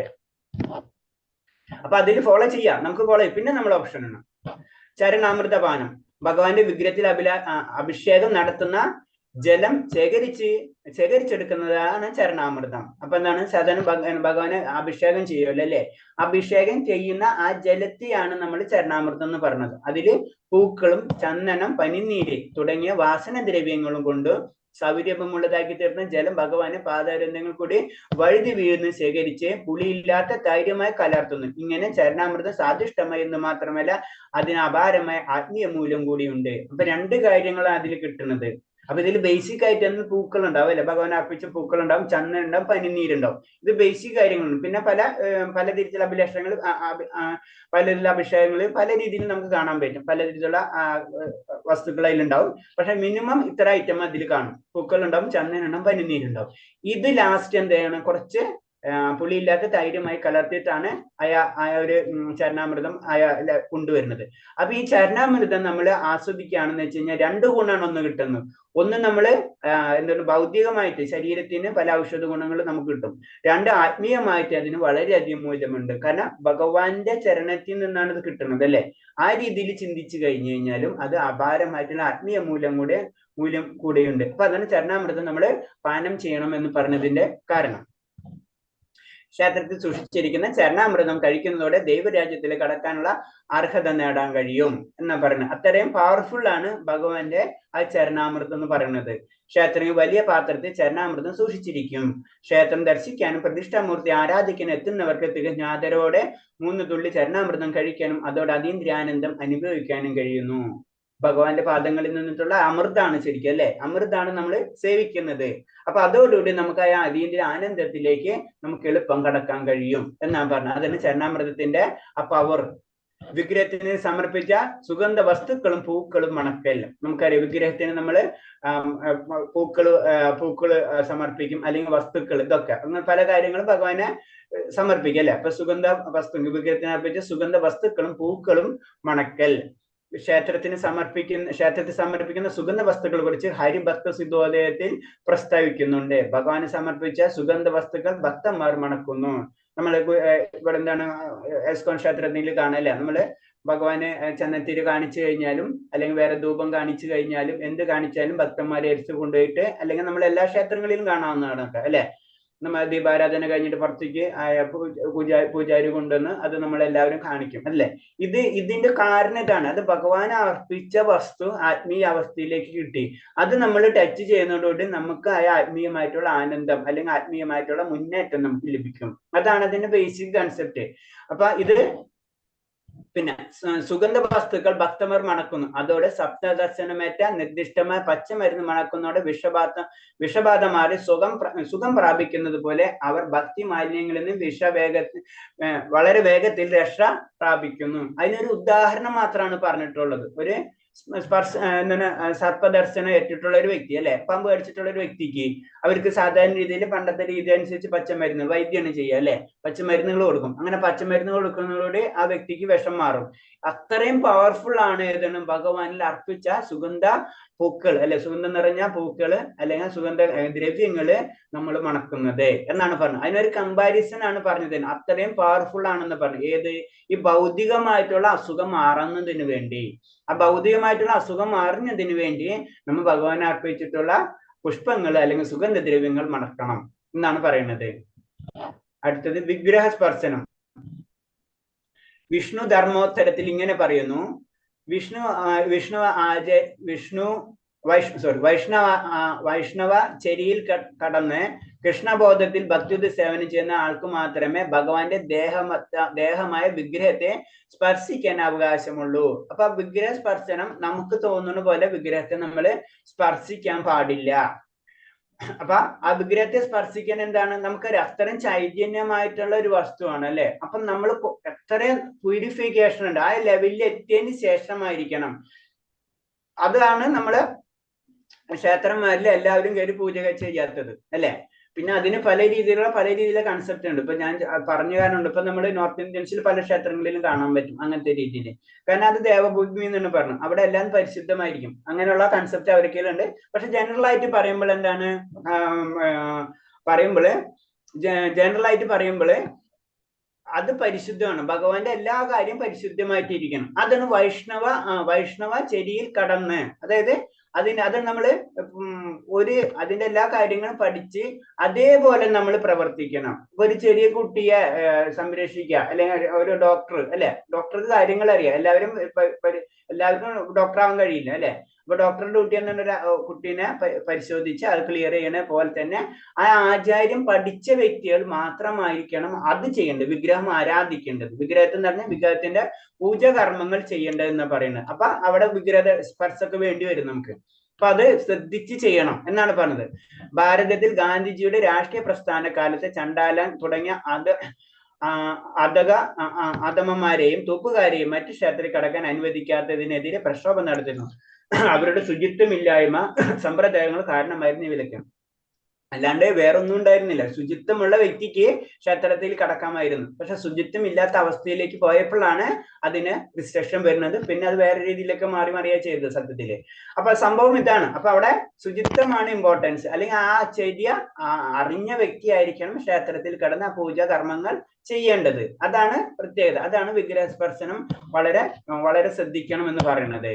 അതേസമയം ഭക്തന്മാരുടെ സമ്പർക്കം കൊണ്ട് ഏറ്റവും ഉയർന്ന കിടയിലുള്ള ഭക്തി സേവനത്തിൽ ഉയർത്തപ്പെടാൻ ആവശ്യമായ സൗകര്യങ്ങൾ അവർക്ക് ചെയ്തു കൊടുത്തിരുന്നു. ഏത് കുടുംബത്തിൽ ജനിച്ചവനായാലും അവന് ശുചിത്വം ഉണ്ടായിരിക്കണം. ആ ശുചീകരണ പ്രക്രിയ സ്വീകരിക്കണം. അപ്പൊ അതാണ് ഏത് ലെവലിൽ നിന്നല്ല ആ വ്യക്തി. ഇപ്പൊ ചണ്ടാലനായാലും അല്ലെങ്കിൽ അതിനേറ്റവും നമുക്കറിയാം അല്ലെ, വാൽമീകി മഹർഷിയുടെ കഥ മാത്രം ചിന്തിച്ചാൽ മതി. അങ്ങനെ ഏത് ലെവലിൽ എടുത്താൽ മതി. നമ്മൾ പ്യൂരിഫൈ ചെയ്ത് കഴിഞ്ഞാൽ അവിടെ പിന്നെ പ്രശ്നമില്ല. പ്യൂരിഫൈ ചെയ്യാത്തടത്തോളം കാലം നമ്മൾ കുളിക്കാണ്ട് കയറാണ്ട് നമ്മൾ അമ്പലത്തിൽ പോവില്ല. ഇല്ല, ഞങ്ങൾ കുളിച്ചാൽ എന്താ പ്രശ്നം, കുളിച്ചില്ലെങ്കിൽ എന്താ പ്രശ്നം എന്ന് പറഞ്ഞവരോട് അവരെ റിസ്ട്രിക്ട് ചെയ്യാന്നല്ലാണ്ട് അവരെ അവബോധം അത്രേ ഉള്ളൂ. അപ്പൊ പിന്നെ നമ്മൾ പറയും അങ്ങനത്തെ അവബോധമുള്ള വ്യക്തികളെ കൂടുതൽ നമ്മൾ എന്റർടൈൻ ചെയ്യാണ്ടിരിക്കും. അത് നമ്മൾ പഠിച്ചു വരുന്നുണ്ട് അല്ലെ. അപ്പൊ അതാണ് ഇവിടെ സംഭവിച്ചിട്ടുള്ളത്. അപ്പൊ അത് അവർക്ക് അത് ആ ലെവലിലേക്ക് വന്നു കഴിഞ്ഞാൽ, ആ അവസ്ഥയിലേക്ക് വന്നു കഴിഞ്ഞാൽ തീർച്ചയായും ക്വാളിഫൈഡ് ആയി കഴിഞ്ഞു. പിന്നെ അവിടെ വ്യത്യാസമില്ല. അവിടെ പിന്നെ ഭഗവാനും ഭക്തനും എന്നുള്ള ലെവലിലേക്ക് വരും. അത് അടുത്തോളം നേരം വെറുതെ തർക്കിക്കാനും ജയിക്കാനും വേണ്ടിയുള്ള അവസ്ഥയിലേക്ക് പോകുന്ന വ്യക്തികൾക്ക് ഇതിന്റെ അവിടെ ആവശ്യമില്ല. അവർക്ക് പല കാര്യങ്ങൾ അവർക്ക് ചെയ്യാം. അപ്പൊ എന്താണ്, ഭക്തി സേവനത്തിൽ ഏർപ്പെടാൻ ഏത് കുടുംബത്തിൽ ജനിച്ചവനായാലും അവന് ശുചിത്വം ഉണ്ടായിരിക്കണം. ആ ശുചീകരണ പ്രക്രിയ സ്വീകരിക്കണം. അതാണ് നമ്മൾ ചെയ്യേണ്ടത്. ഹരിജൻ, ദൈവത്തിന്റെ മക്കൾ എന്നൊരു സാങ്കല്പിക നാമം കൊടുത്ത് അവരെ ശുദ്ധീകരിക്കാനായിരുന്നു ഗാന്ധിജിയുടെ ലക്ഷ്യം. അപ്പൊ വെറുതെ പേര് കൊടുത്തുകൊണ്ടൊന്നും ശുദ്ധീകരിക്കില്ല. അതിന്റെ ഫലമേ ക്ഷേത്രത്തിന്റെ ഉടമകളും ഗാന്ധിജിയുടെ അനുയായികളും തമ്മിൽ വലിയ വടംവലം വന്നിരുന്നു. ആ സമയത്തെ സിറ്റുവേഷൻസ് ആണ് പറഞ്ഞത്. അന്നും ഇങ്ങനെ പല രീതിയിലുള്ള കാര്യങ്ങൾ നടന്നിരുന്നു. നമുക്കൊരു ഉദാഹരണം പ്രഭാസ്വാമി അതിന്റെ ഒരു ഉദാഹരണ സഹിതം ഒന്ന് പറഞ്ഞു തന്നെന്ന് മാത്രമേ ഉള്ളൂ. വെറുതെ നമ്മൾ പറഞ്ഞത് കൊണ്ട്, ഒരാളെ പിടിച്ച് പൂജാ റൂമിൽ ഇരുത്തിയത് കൊണ്ടോ, ഒരു വ്യക്തിനെ പിടിച്ച് ഏറ്റവും ഇതില്ലാത്ത ഒരു വ്യക്തിനെ പിടിച്ചിട്ട് പൂജ ചെയ്യിപ്പിച്ചതുകൊണ്ട് കാര്യമില്ല. അപ്പൊ അതാണ് പറഞ്ഞത്. അത് ആ ലെവലിലേക്ക് ഉയരാണ്ട് ഒന്നും പഠിക്കാത്ത പിടിച്ച് കളക്ടറാക്കി കഴിഞ്ഞാൽ എന്തായിരിക്കും അവസ്ഥ? ഒന്നും പഠിക്കാത്തൊരു അതിന് ക്വാളിഫൈഡ് ആയി കഴിഞ്ഞാൽ IAS ഓഫീസറിലേക്ക് കടക്കാൻ പറ്റുള്ളൂ. എന്നാലേ അതിന്റെ ഗുണം മറ്റുള്ളവർക്ക് കിട്ടുള്ളൂ. അതാണ് കാര്യം. അതേപോലെ തന്നെയാണ് ഇവിടെ പറഞ്ഞത്. ആത്മീയതാന്നും പറഞ്ഞത് അതുപോലെയാണ്. അതിന് കുറെ സ്റ്റെപ്പുകളുണ്ട്. ആ സ്റ്റെപ്പിലേക്ക് ആർക്ക് വേണമെങ്കിലും ഉയരാം. ഇപ്പൊ ഒരു IAS ഓഫീസർ ആവണമെങ്കിൽ യാതൊരു ഇതും വേണ്ടല്ലേ. അവന് ഏത് ജനനോ മരണത്തൊന്നും എവിടെ ജനിച്ചെന്നൊന്നുമില്ല. നന്നായിട്ട് പഠിക്കുക, അതിന്റെ കോമ്പറ്റീഷൻ എക്സാം പാസ്സാവാ, അവനോട് എത്താം. ഇത് തന്നെയാണ് ഭക്തി. വിഗ്രഹദർശനം പൂജാകൃതികളൊക്കെ എന്താണ്, അവൻ പ്യൂരിഫൈ ചെയ്യുന്ന അവൻ അവിടെ എത്തിക്കഴിഞ്ഞാൽ അവനത് ചെയ്യാം. അതാണ് അതിന്റെ പ്രത്യേകത. അപ്പൊ അതാണ് പറഞ്ഞത്. അപ്പൊ ഇങ്ങനെ വെറുതെ പേരും പറഞ്ഞിട്ട് രാഷ്ട്രീയത്തിന് വേണ്ടി നമ്മൾ ഒന്നും ചെയ്യരുത്. എന്തായാലും ഇന്നത്തെ നിയമം മതഗ്രന്ഥങ്ങളും നിയമം തന്നെയാണ്. പക്ഷെ ഇപ്പൊ നമുക്കറിയാം എല്ലാവർക്കും ക്ഷേത്രത്തിൽ കയറാം, അങ്ങനെയുള്ള നിയമങ്ങളുണ്ട്. അതാണ് പറഞ്ഞു. ശുചിയായി ആർക്കും ക്ഷേത്രത്തിൽ കടക്കാമെന്നുള്ള നിയമം. അത് ശരിയാണ്, വാസ്തവത്തിൽ അതാണ് സ്ഥിതി. അപ്പൊ ക്ഷേത്രത്തിൽ കടക്കുന്നത് ശുചിയായിരിക്കണം, അത്രയാണ് ഏറ്റവും ബേസിക് ആയിട്ടുള്ള പ്രിൻസിപ്പിൾ. വേണ്ട രീതിയിൽ ഉപദേശം സ്വീകരിച്ചിട്ട് ക്ഷേത്രാചാരം കർശനമായി പാലിക്കുന്നവർ ക്ഷേത്രത്തിൽ കടക്കാം, വിഗ്രഹം സ്പർശിക്കാം. അല്ലാതെ വഴിയെ പോകുന്നവർക്ക് ആവില്ല. ഇപ്പൊ നമുക്കറിയാം ഗുരുവായൂർ നടക്കുന്നത് അല്ലെ, വഴി പോകുന്നവർക്ക് കയറി അവിടെ ഇത് ചെയ്യാനുള്ള ശാസ്ത്രങ്ങൾ പഠിച്ച് ക്ഷേത്രാചാരം എന്താണെന്ന്, ക്ഷേത്രാചാരം കർശനമായി പാലിക്കുന്നവർക്കും ക്ഷേത്രത്തിൽ കടക്കാം, ഒരു വിഷമമില്ല. അവിടെ നമ്മൾ ടൂറിസ്റ്റ് പ്ലേസ് അല്ല അത്. വിഗ്രഹം സ്പർശിക്കാം, അല്ലാതെ വഴിയെ പോകുന്നവർക്കാവില്ല. വഴിയെ പോകുന്നവർക്ക് കയറി നടക്കാനുള്ള സ്ഥലമല്ല അത് അത്തരം പരിപാവനമായിട്ട് സൂക്ഷിക്കുന്ന സ്ഥലമാണ്. എല്ലാവരും വളരെയധികം ഭക്തന്മാര് വളരെയധികം സൂക്ഷിക്കും. അപ്പൊ ഞാൻ ഒരു ഭക്തനല്ലാതെ അവിടെ ചെന്നിട്ട് സർക്കസ് കളിക്കാൻ പാടില്ല. അതാണ് പ്രഭുപാദസ്വാമി പറഞ്ഞിട്ടുള്ളത്. വിഗ്രഹത്തിന് ആരാധിക്കുമ്പോൾ അതിന്റെ ചിട്ടവട്ടങ്ങൾ നമ്മൾ തീർച്ചയായിട്ടും നമ്മളും ചെയ്യണം. അതേപോലെ തന്നെ നമ്മൾ അത് വളരെയധികം ശ്രദ്ധിക്കണം എന്നാണ് പറയുന്നത്. ഇപ്പറഞ്ഞ രീതിയിൽ ക്ഷേത്രത്തിൽ കടക്കാം, വിഗ്രഹം സ്പർശിക്കാം, ഭൗതിക പാപങ്ങളും മാലിന്യങ്ങളിൽ നിന്ന് മുക്തനാകാം. അപ്പൊ നമ്മൾ അതിലേക്ക് ഉയർന്നു കഴിഞ്ഞാൽ തീർച്ചയായിട്ടും നമുക്ക് മുക്തനായി തീരാൻ കഴിയും. അങ്ങനെ ക്ഷേത്രത്തിൽ കടന്ന് വിഗ്രഹത്തെ സ്പർശിക്കുന്നവനുള്ളവർക്ക് സർവ്വ അഭിലാഷങ്ങൾ നേടും. അങ്ങനെ കടക്കുന്നവർക്ക് അപ്പൊ അവര് അത്ര ലെവലിൽ ഉയർന്ന വ്യക്തികളാണ്. അപ്പൊ അവർക്ക് കൂടുതൽ ബെനിഫിറ്റ് കിട്ടും. കാരണം ഭക്തി കൂടുമ്പോ, ഭക്തി ലെവല് കൂടുമ്പോ ആ ബെനിഫിറ്റ്സുകൾ അവർക്ക് കിട്ടും. അപ്പൊ നമ്മൾ ആ ലെവലിലേക്ക് എത്തണം. ഇപ്പൊ നമ്മൾ അതിന് സിമ്പിൾ ആയിട്ട് പറഞ്ഞ IAS കളക്ടറുള്ള പവറും അയാൾക്കുള്ള സൗകര്യം ഒരു സാധാരണ പിയൂണുണ്ടാവില്ല. അപ്പൊ ഞാനും എന്താണ് ഗവൺമെന്റ് സർവന്റ് അല്ല, എനിക്ക് എന്താ IASന്റെ പൊസിഷനിൽ ഇരിക്കാൻ പറ്റിയെന്ന് ചോദിച്ചു കഴിഞ്ഞാൽ വങ്കത്തരം അല്ലാതെ വേറെ ഒന്നുമില്ല അതിന്റെ അർത്ഥം. ഇത് തന്നെയാണ് ഭക്തിയുടെ അവസ്ഥയും. ഭക്തിയില് നമ്മൾക്ക് പല സ്റ്റേജുകളുണ്ട്. ആ സ്റ്റേജ് വൈസ് നമ്മൾ കയറിപ്പോയി കഴിഞ്ഞാൽ തീർച്ചയായിട്ടും ഭക്തന്റെ ആ പോയിന്റിൽ എത്തിക്കഴിഞ്ഞ് ഈ എല്ലാ സൗകര്യങ്ങളും നമുക്ക് ലഭിക്കും. നമുക്കറിയാം, നമ്മൾ ഭക്തിയിലേക്ക് വരുമ്പോൾ തന്നെ നമുക്കറിയാം ഭൗതിക കഴിഞ്ഞ് മുക്തി കിട്ടി, മുക്തി തന്നെ പല ഭാവങ്ങൾ, അതിൽ തന്നെയാണ് ലാസ്റ്റ് വരുമ്പോഴാണ് സാമീപ്യം സാരൂപ്യം ആ ഭുക്തി. അത് കഴിഞ്ഞിട്ടാണ് ലാസ്റ്റ് ഭഗവാനിലേക്ക് സാക്ഷാത്കാരം നേടുന്നത്. അപ്പൊ ഞാൻ മനുഷ്യനല്ല, എനിക്ക് ഇപ്പൊ തന്നെ ഭഗവാന്റെ എത്തിക്ക് പോയി കൂടെ എന്നൊക്കെ ചോദിച്ചു കഴിഞ്ഞാൽ അതിന് അർത്ഥമില്ലാത്ത ചോദ്യങ്ങളാണ്. ഓക്കെ, അടുത്തത് വിഗ്രഹ ദർശനം. കൃഷ്ണൻ വിഗ്രഹം ദർശിക്കുന്നതിനെ കീർത്തിക്കുന്ന ഒരു പ്രസ്താവം വാരാഹപുരാണത്തിലുണ്ട്. വിഗ്രഹം ദർശിക്കുന്നതിന് ഒരു ഭക്തൻ പറയുന്നു, വസുന്ധരെ വൃന്ദാവനത്തിൽ വെച്ച് ഗോവിന്ദന്റെ വിഗ്രഹം ദർശിക്കുന്നവൻ യമരാജന്റെ കോടതി കയറേണ്ടി വരില്ല. ഏറ്റവും ഉന്നതമായ ലോകങ്ങളിൽ, അതായത് ദേവന്മാരുടെ ലോകത്ത് അയാൾക്ക് പ്രവേശനം ലഭിക്കുകയും ചെയ്യുന്നു. അപ്പൊ ശ്രീകൃഷ്ണ വിഗ്രഹം ദർശിക്കുന്നതിലൂടെ അത്രയും പവർഫുൾ ആണ് ക്ഷേത്രത്തെ. ഇപ്പൊ മനസ്സിലായി ക്ഷേത്ര ദർശനത്തിന്റെ ഇമ്പോർട്ടൻസ് ആണ് പറഞ്ഞത്. എവിടെയാണ് പറയുന്നത്? അത് വരാഹപുരാണത്തിൽ പറയണാണ്. വരാഹപുരാണത്തിൽ പറയാണ് ഭഗവാന്റെ എന്ന് വിഗ്രഹം ദർശിക്കുന്നതിന് വരാഹപുരാണത്തിൽ പറയുന്ന കാര്യമാണ് അവന് യമരാജന്റെ കോടതിയിൽ കയറേണ്ടി വരില്ല. വൃന്ദാവനത്തിലെ ഗോവിന്ദദേവന്റെ വിഗ്രഹം ദർശിക്കുന്നവന് യമരാജന്റെ കോടതിയിൽ കയറേണ്ടി വരില്ല. ഏറ്റവും ഉന്നതമായ ലോകങ്ങളിൽ, അതായത് ദേവന്മാരുടെ ലോകത്ത് അയാൾക്ക് പ്രവേശനം ലഭിക്കുകയും ചെയ്യും. കാരണം വിഗ്രഹം ദർശിച്ചത് കൊണ്ട് മാത്രം. അപ്പൊ എന്താണ് ദേവന്മാരുടെ ലോകത്തിലേക്ക് കടക്കാന്ന് പറയുന്നത്. അത്ര ഇമ്പോർട്ടൻസ് വിഗ്രഹ ദർശനത്തിന്, ക്ഷേത്ര ദർശനത്തിനുണ്ട് എന്ന് എവിടെയാ പറയുന്നത്? വരാഹപുരാണത്തിൽ. ഇപ്പൊ തന്നെ നമ്മൾ എത്ര പുരാണങ്ങൾ ടച്ച് ചെയ്ത്? എനിക്ക് 6-7 പുരാണങ്ങള് നമ്മൾ ഇതിൽ പറഞ്ഞു കഴിഞ്ഞു. വരാഹപുരാണത്തിലും പറഞ്ഞത് ക്ഷേത്ര ദർശനം ആവശ്യമാണ്, ക്ഷേത്രത്തിൽ ഭഗവാനെ പൂജിക്കണം, ഭഗവാന്റെ ക്ഷേത്ര ദർശനം വിഗ്രഹത്തെ നമ്മൾ കാണണം, അതുകൊണ്ട് കിട്ടുന്ന ബെനിഫിറ്റ് ആണ് പറഞ്ഞത്. വൃന്ദാവനത്തിലെ ഗോവിന്ദ വിഗ്രഹം ദർശിച്ചാൽ മാത്രം ഒരാൾക്ക് ധാർമ്മിക ജീവിതത്തിന്റെ ഉന്നതമായ ശ്രേണിയിലേക്ക് വരാൻ. അപ്പൊ വിഗ്രഹ ആരാധനത്തിലെ ഇമ്പോർട്ടൻസ് ആണ് പറഞ്ഞത്. അങ്ങനെ വിഗ്രഹം ദർശിച്ചാൽ തന്നെ അവൻ ധാർമ്മികമായ ഉന്നത ശ്രേണിയിലേക്ക് വരും. അതാണ് നമ്മൾ ഭക്തിയിലേക്ക് കടക്കുമ്പോൾ ക്ഷേത്രങ്ങളിൽ പോകണം എന്നൊക്കെ പറയുന്നതിന്റെ ബേസിക് ആയിട്ടുള്ള കാര്യങ്ങൾ. ഇതൊക്കെ നമ്മൾ ഭക്തിയിലേക്ക് ഉയർത്തും. ഭക്തിക്ക് വേണ്ടി വരുന്ന എല്ലാ കാര്യങ്ങളും നമ്മൾ ചെയ്തുകൊണ്ടിരിക്കണം. ഒരെണ്ണം കൂടി ഉണ്ട്. അപ്പൊ നമുക്ക് ഒരു സ്ലൈഡും കൂടെ ഉണ്ടാവും. ആരതി ദർശനവും ഉത്സവാഘോഷങ്ങളും. വിഗ്രഹത്തിന് ആരതി ഒഴിയുന്നത് കാണുന്നതിന്റെ ഫലത്തെക്കുറിച്ച് സ്കന്ദ പുരാണത്തിൽ പറയുന്നത്. ആരതി ഒഴിയല്ലേ ഭഗവാന്? ആരതി ഒഴിയുന്നത് കാണുന്നത് തന്നെ. ആരതി നടക്കും ഭഗവാന്റെ മുഖം കാണുന്നവനെ സഹസ്രാത്മങ്ങളായി ചെയ്തു കൂട്ടിയിട്ടുള്ള പാപങ്ങളുടെയും ഫലം അതോടെ തന്നെ തീരും. ഹത്യ പാപം പോലും അതോടെ നശിക്കും. അത്രയും പവർഫുൾ ആണ് ഭഗവാന് ആരതി ഒഴിയുമ്പോ ഭഗവാന്റെ മുഖം കാണുന്നത്. എന്തൊക്കെയാണ് നമുക്ക് അത്രയും വർഷങ്ങളായിട്ട് ചെയ്തിട്ടുള്ള പാപകർമ്മങ്ങൾ, അതും പത്മപുരാണത്തില് പറയുന്നുണ്ട്. അത്രയും പവർഫുൾ ആണ് എന്താണ് ഭഗവാന് ആരതി ഒഴിയുമ്പോ ഭഗവാന്റെ മുഖം കാണുന്നത്. നേരത്തെ സൂചിപ്പിച്ചതുപോലെ കൃഷ്ണന്റെ ജന്മദിനം, ശ്രീരാമ ജയന്തി, പ്രമുഖ വൈഷ്ണവരുടെ ജന്മദിനം, ദലയാനയാത്ര, ദോലയാത്ര തുടങ്ങിയ പലതരം ശിഷ്ട ആചാരങ്ങൾ നാം പാലിക്കേണ്ടതുണ്ട്. ഇത്തരം എല്ലാ മേഖലകളിലും ഭഗവാൻ നരകത്തിൽ എഴുന്നള്ളിയിരിക്കും. അപ്പൊ എന്താണ്? അതുപോലെ തന്നെ ശ്രീകൃഷ്ണ ജയന്തി, അതുപോലെ തന്നെ വൈഷ്ണവന്മാരുടെ ജന്മം, ഇതൊക്കെ നമുക്കറിയാം. പല കാര്യങ്ങളുണ്ട് അല്ലെ? ഇതൊക്കെ നമ്മൾ ആഘോഷിച്ചിരിക്കണം. ഇതൊക്കെ നമ്മളെ പാർട്ടായിട്ട് എടുക്കണം. ബഹുജനങ്ങൾക്ക് ഭഗവാനെ ദർശിക്കുന്നതിന് വേണ്ടി ഈ നഗരത്തിലെ മിക്ക വീതിയിലും കൂടെ ഘോഷയാത്രയെ കടന്നു പോകും. അപ്പൊ എല്ലാവരും കാണുന്നതിന് വേണ്ടിയാണ് അല്ലെ, ഭഗവാനെ കാണുന്നതിന് വേണ്ടി, ഭഗവാന് കാണുന്നതിന് വേണ്ടിയാണ് രഥയാത്ര അല്ലെ. ഭഗവാന് എല്ലാവരും കാണണം, അതേപോലെ നമുക്ക് ഭഗവാനെയും കാണണം. അതിനു വേണ്ടിയാണ് രഥയാത്ര. ഇങ്ങനെയുള്ള ഒരു ചടങ്ങിൽ വെറും ജിജ്ഞാസ മൂലം രഥത്തിൽ എഴുന്നള്ളിയിരിക്കുന്ന ഭഗവാൻ ഒരു നോക്ക് കാണാൻ ഭാഗ്യം സിദ്ധിക്കുന്ന ചണ്ടാളൻ, പട്ടിയിറച്ചി കഴിക്കുന്നവൻ പോലും വിഷ്ണുവിന്റെ ചങ്ങാതിയെ കണക്കാക്കുമെന്ന് ഭവിഷ്യപുരാണം പറയുന്നു. ഭവിഷ്യപുരാണം വരാണ്. ഭവിഷ്യപുരാണത്തിൽ പറഞ്ഞ ഇങ്ങനെ രഥത്തിൽ ഭഗവാനെ കാണുന്ന ഒരു ക്വാളിഫൈഡ് അല്ലാത്ത വ്യക്തിക്ക് പോലും എന്താ പറയണത്, ഋഷിക്ക് പോലും വിഷ്ണുവിന്റെ ചങ്ങാതിയെ കണക്കാക്കാം. അത്രയും അതിന്റെ പവറുകളാണ് അവരൊന്നും പറഞ്ഞു വരുന്നത്. അത് വിഷ്ണു ഭവിഷ്യപുരാണത്തിൽ പറയുന്നു എന്ന് പറയുന്നത്. ഹരേ കൃഷ്ണ. ഇത്രയും പറഞ്ഞ വേറെ പോയിന്റ്സ് ഉണ്ടെങ്കിൽ ചോദിക്കാം. ഒരു കാര്യം വിട്ടുപോയി അല്ലെ, നാളത്തെ മാതാജി ഉണ്ട്. ഹരേ കൃഷ്ണ. ആരാ ഉള്ളത്? അപ്പൊ ഒന്ന് അൺമ്യൂട്ട്. എത്ര പേരുള്ളത് ഈ ഗ്രൂപ്പിൽ നിന്ന്? രമ മാതാജി. രമ മാതാജി. മാതാജി ഉള്ളു. മറ്റേ വേറൊരു മാതാജിയുടെ വേറെ ഗ്രൂപ്പിലാണ് മാതാജി പറഞ്ഞിട്ടുണ്ട്. ഇന്ന് ഈ ഗ്രൂപ്പിൽ നിന്ന് രമ മാതാജി മാത്രമേ ഉള്ളൂ? ഞാനും മാത്രം. Okay okay okay. Hare Krishna പ്രഭുജി. രമ മാതാജി. ഹരേ കൃഷ്ണ. മ്യൂട്ട് ചെയ്യാനും അൺമ്യൂട്ട് ചെയ്യാനും ക്ലിയർ ആണല്ലോ. പിന്നെ എന്താ എന്ത് മാതാജി വേറെ എന്താ പോയിന്റ്സ് എന്ന് പറഞ്ഞിട്ടുണ്ടായിരുന്നു?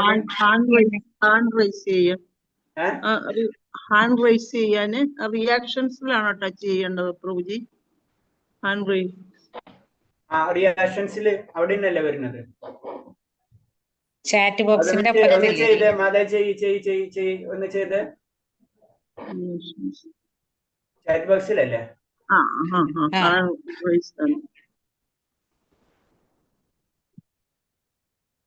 ഹാൻഡ് റൈസ് ടച്ച് ചെയ്ത് പ്രഭുജി റൈസ് ആയോ? വന്നില്ലല്ലോ. വന്നില്ലല്ലോ.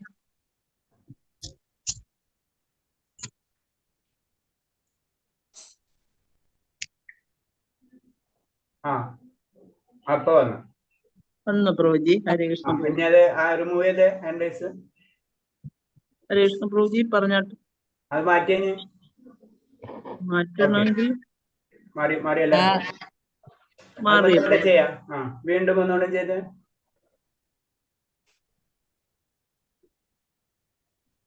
ഇപ്പൊ വന്നു. അപ്പൊ വന്നു. മാറ്റട്ടെ പ്രഭുജി. അഞ്ഞു മാറ്റിയ ഈ വീഡിയോ ഓൺ ചെയ്ത മാതാജി. ഹരേ കൃഷ്ണ പ്രഭു. ഹരേ കൃഷ്ണ. ഇപ്പൊ മാതാജിയുടെ പേരൊന്ന് മാറ്റിയേ, ചേഞ്ച് ചെയ്തേ. അതിൽ പറഞ്ഞില്ലേ ഇന്നലെ പേരും എന്തോ പറഞ്ഞില്ലേ, മലയാളം എന്തോ പറഞ്ഞിട്ട് പേര് എഴുതുന്നു പറഞ്ഞില്ലേ? Malayalam L3. Malayalam L3 Rama L Kumar എന്ന് എഴുതണം. അത് ഞാൻ എങ്ങനെ എന്ത് ചെയ്യണം പ്രഭുജി? അതില് അത് മാതാജിയുടെ പേരുമ ടച്ച് ചെയ്യാം.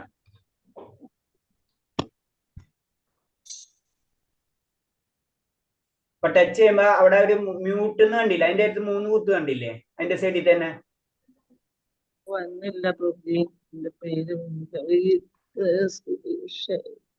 പ്രഭുജി അത് സ്ക്രീൻഷോട്ട് അത് ഷെയർ ചെയ്തിട്ടില്ലേ, അത് കാരണം എന്റെ ഇത് വരുന്നില്ല. മാതാജി അത് നമ്മൾ ആദ്യം തന്നെ സൂം ലിങ്ക് കയറില്ലേ, അപ്പോ നമുക്ക് പാസ്വേഡ് അടിക്കാൻ വേണ്ടി വരുമ്പോ അതിന്റെ താഴെ പേര് വരും. ഇപ്പൊ സ്ക്രീനിലെ പ്രഭുജി നമ്മുടെ ഇതാ കിടക്കുന്നത്, അപ്പൊ അത് എന്റേത് വരുന്നില്ല സ്ക്രീനിൽ. മാതാജിനെ കാണുന്നുണ്ട് അതില്? എനിക്കൊന്നും കാണാൻ പറ്റുന്ന സ്ക്രീനില് പ്രഭുജി നമ്മൾ പഠിച്ചതാണ് വന്ന് കിടക്കുന്നത്. ഞാനത് ക്ലോസ് ചെയ്യട്ടെ. ഇപ്പൊ കാണാം പ്രഭുജി. ഇപ്പൊ കാണാം. അപ്പൊ എന്റെ പേരിൽ ടച്ച് ചെയ്യണം. പേരിൽ ടച്ച് ചെയ്യുന്നു. ടച്ച് ചെയ്ത് പ്രഭുജി. അപ്പൊ മ്യൂട്ടും അതിന്റെ അപ്പുറത്ത് 3 ഡോട്ടും കാണാം. കാണണ്ട? 3 കുത്ത് കാണണ്ട? അതുമ്മ ടച്ച് ചെയ്യാം. ടച്ച് ചെയ്ത് പ്രഭുജി.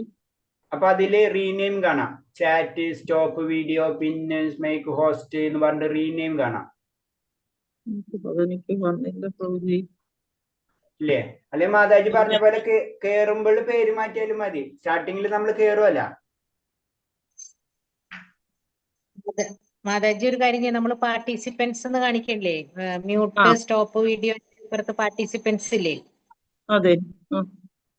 പാർട്ടിസിപ്പൻസിൽ ടച്ച് ചെയ്യുമ്പോ മാതാജിയുടെ പേര് വരില്ലേ?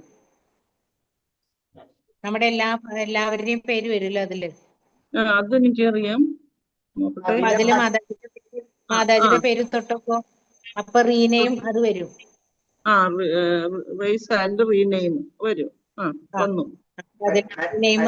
ടച്ച് ചെയ്ത അപ്പം റീനെയിം ഞാൻ അടിച്ചു കൊടുക്കണം. റീനെയിം ടച്ച് ചെയ്ത് കഴിഞ്ഞാൽ മാതാജിയുടെ പേര് വരും. അതിന്റെ കൂടെ MAL L3 എന്ന് എഴുതുക. 6:30 എഴുതണം അല്ലേ? ചെയ്യ്. ബാക്കിയെല്ലാം ലീവ് ചെയ്തോളൂ കേട്ടോ രേഷ്ണ. മലയാളം L3 അല്ലേ? L3. അന്നേരം എല്ലാം മറന്നു പോവോ എന്തുവാണെന്ന് എനിക്കറിയത്തില്ല. രമാൻ കുമാർ മലയാളം L3 അടിച്ച പ്രഭുജി.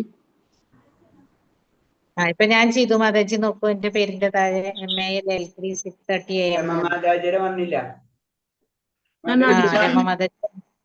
ഇന്ന് മാതാജി ചെയ്യുമ്പോ മലയാളം 6:30 AM പിന്നെ ഇന്ദുരാജ് എഴുതാം. അതെ അല്ലേ? അപ്പൊ പെട്ടെന്ന് മനസ്സിലാവരുത്. മലയാളം L3 6:30. മലയാളം ഫുൾ എഴുതിക്കോ. 6:30 എഴുതണോ? 6:30. മാതാജിയുടെ വന്നു. മാതാജി ആദ്യം മലയാളം L3 6:30 പിന്നെ രമാൻ കുമാറിനാക്കും. ആദ്യം മലയാളം എഴുതും. നീ എഴുതണോ? അതൊന്നുകൂടി ചേഞ്ച് ചെയ്യും. രണ്ടാമത് ചേഞ്ച് ചെയ്യും. പാർട്ടിസിപ്പന്റ് ക്ലിക്ക് ചെയ്യാ.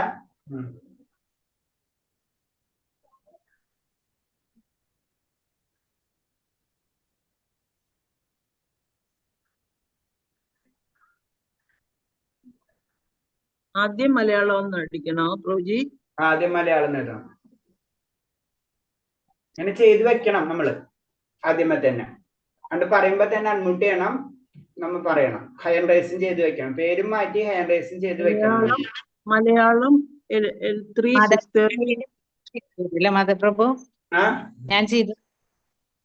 മലയാളം മാതാജിയുടെ ഓക്കെയാണ്. Malayalam L3 6:30 AM Indu. Okay.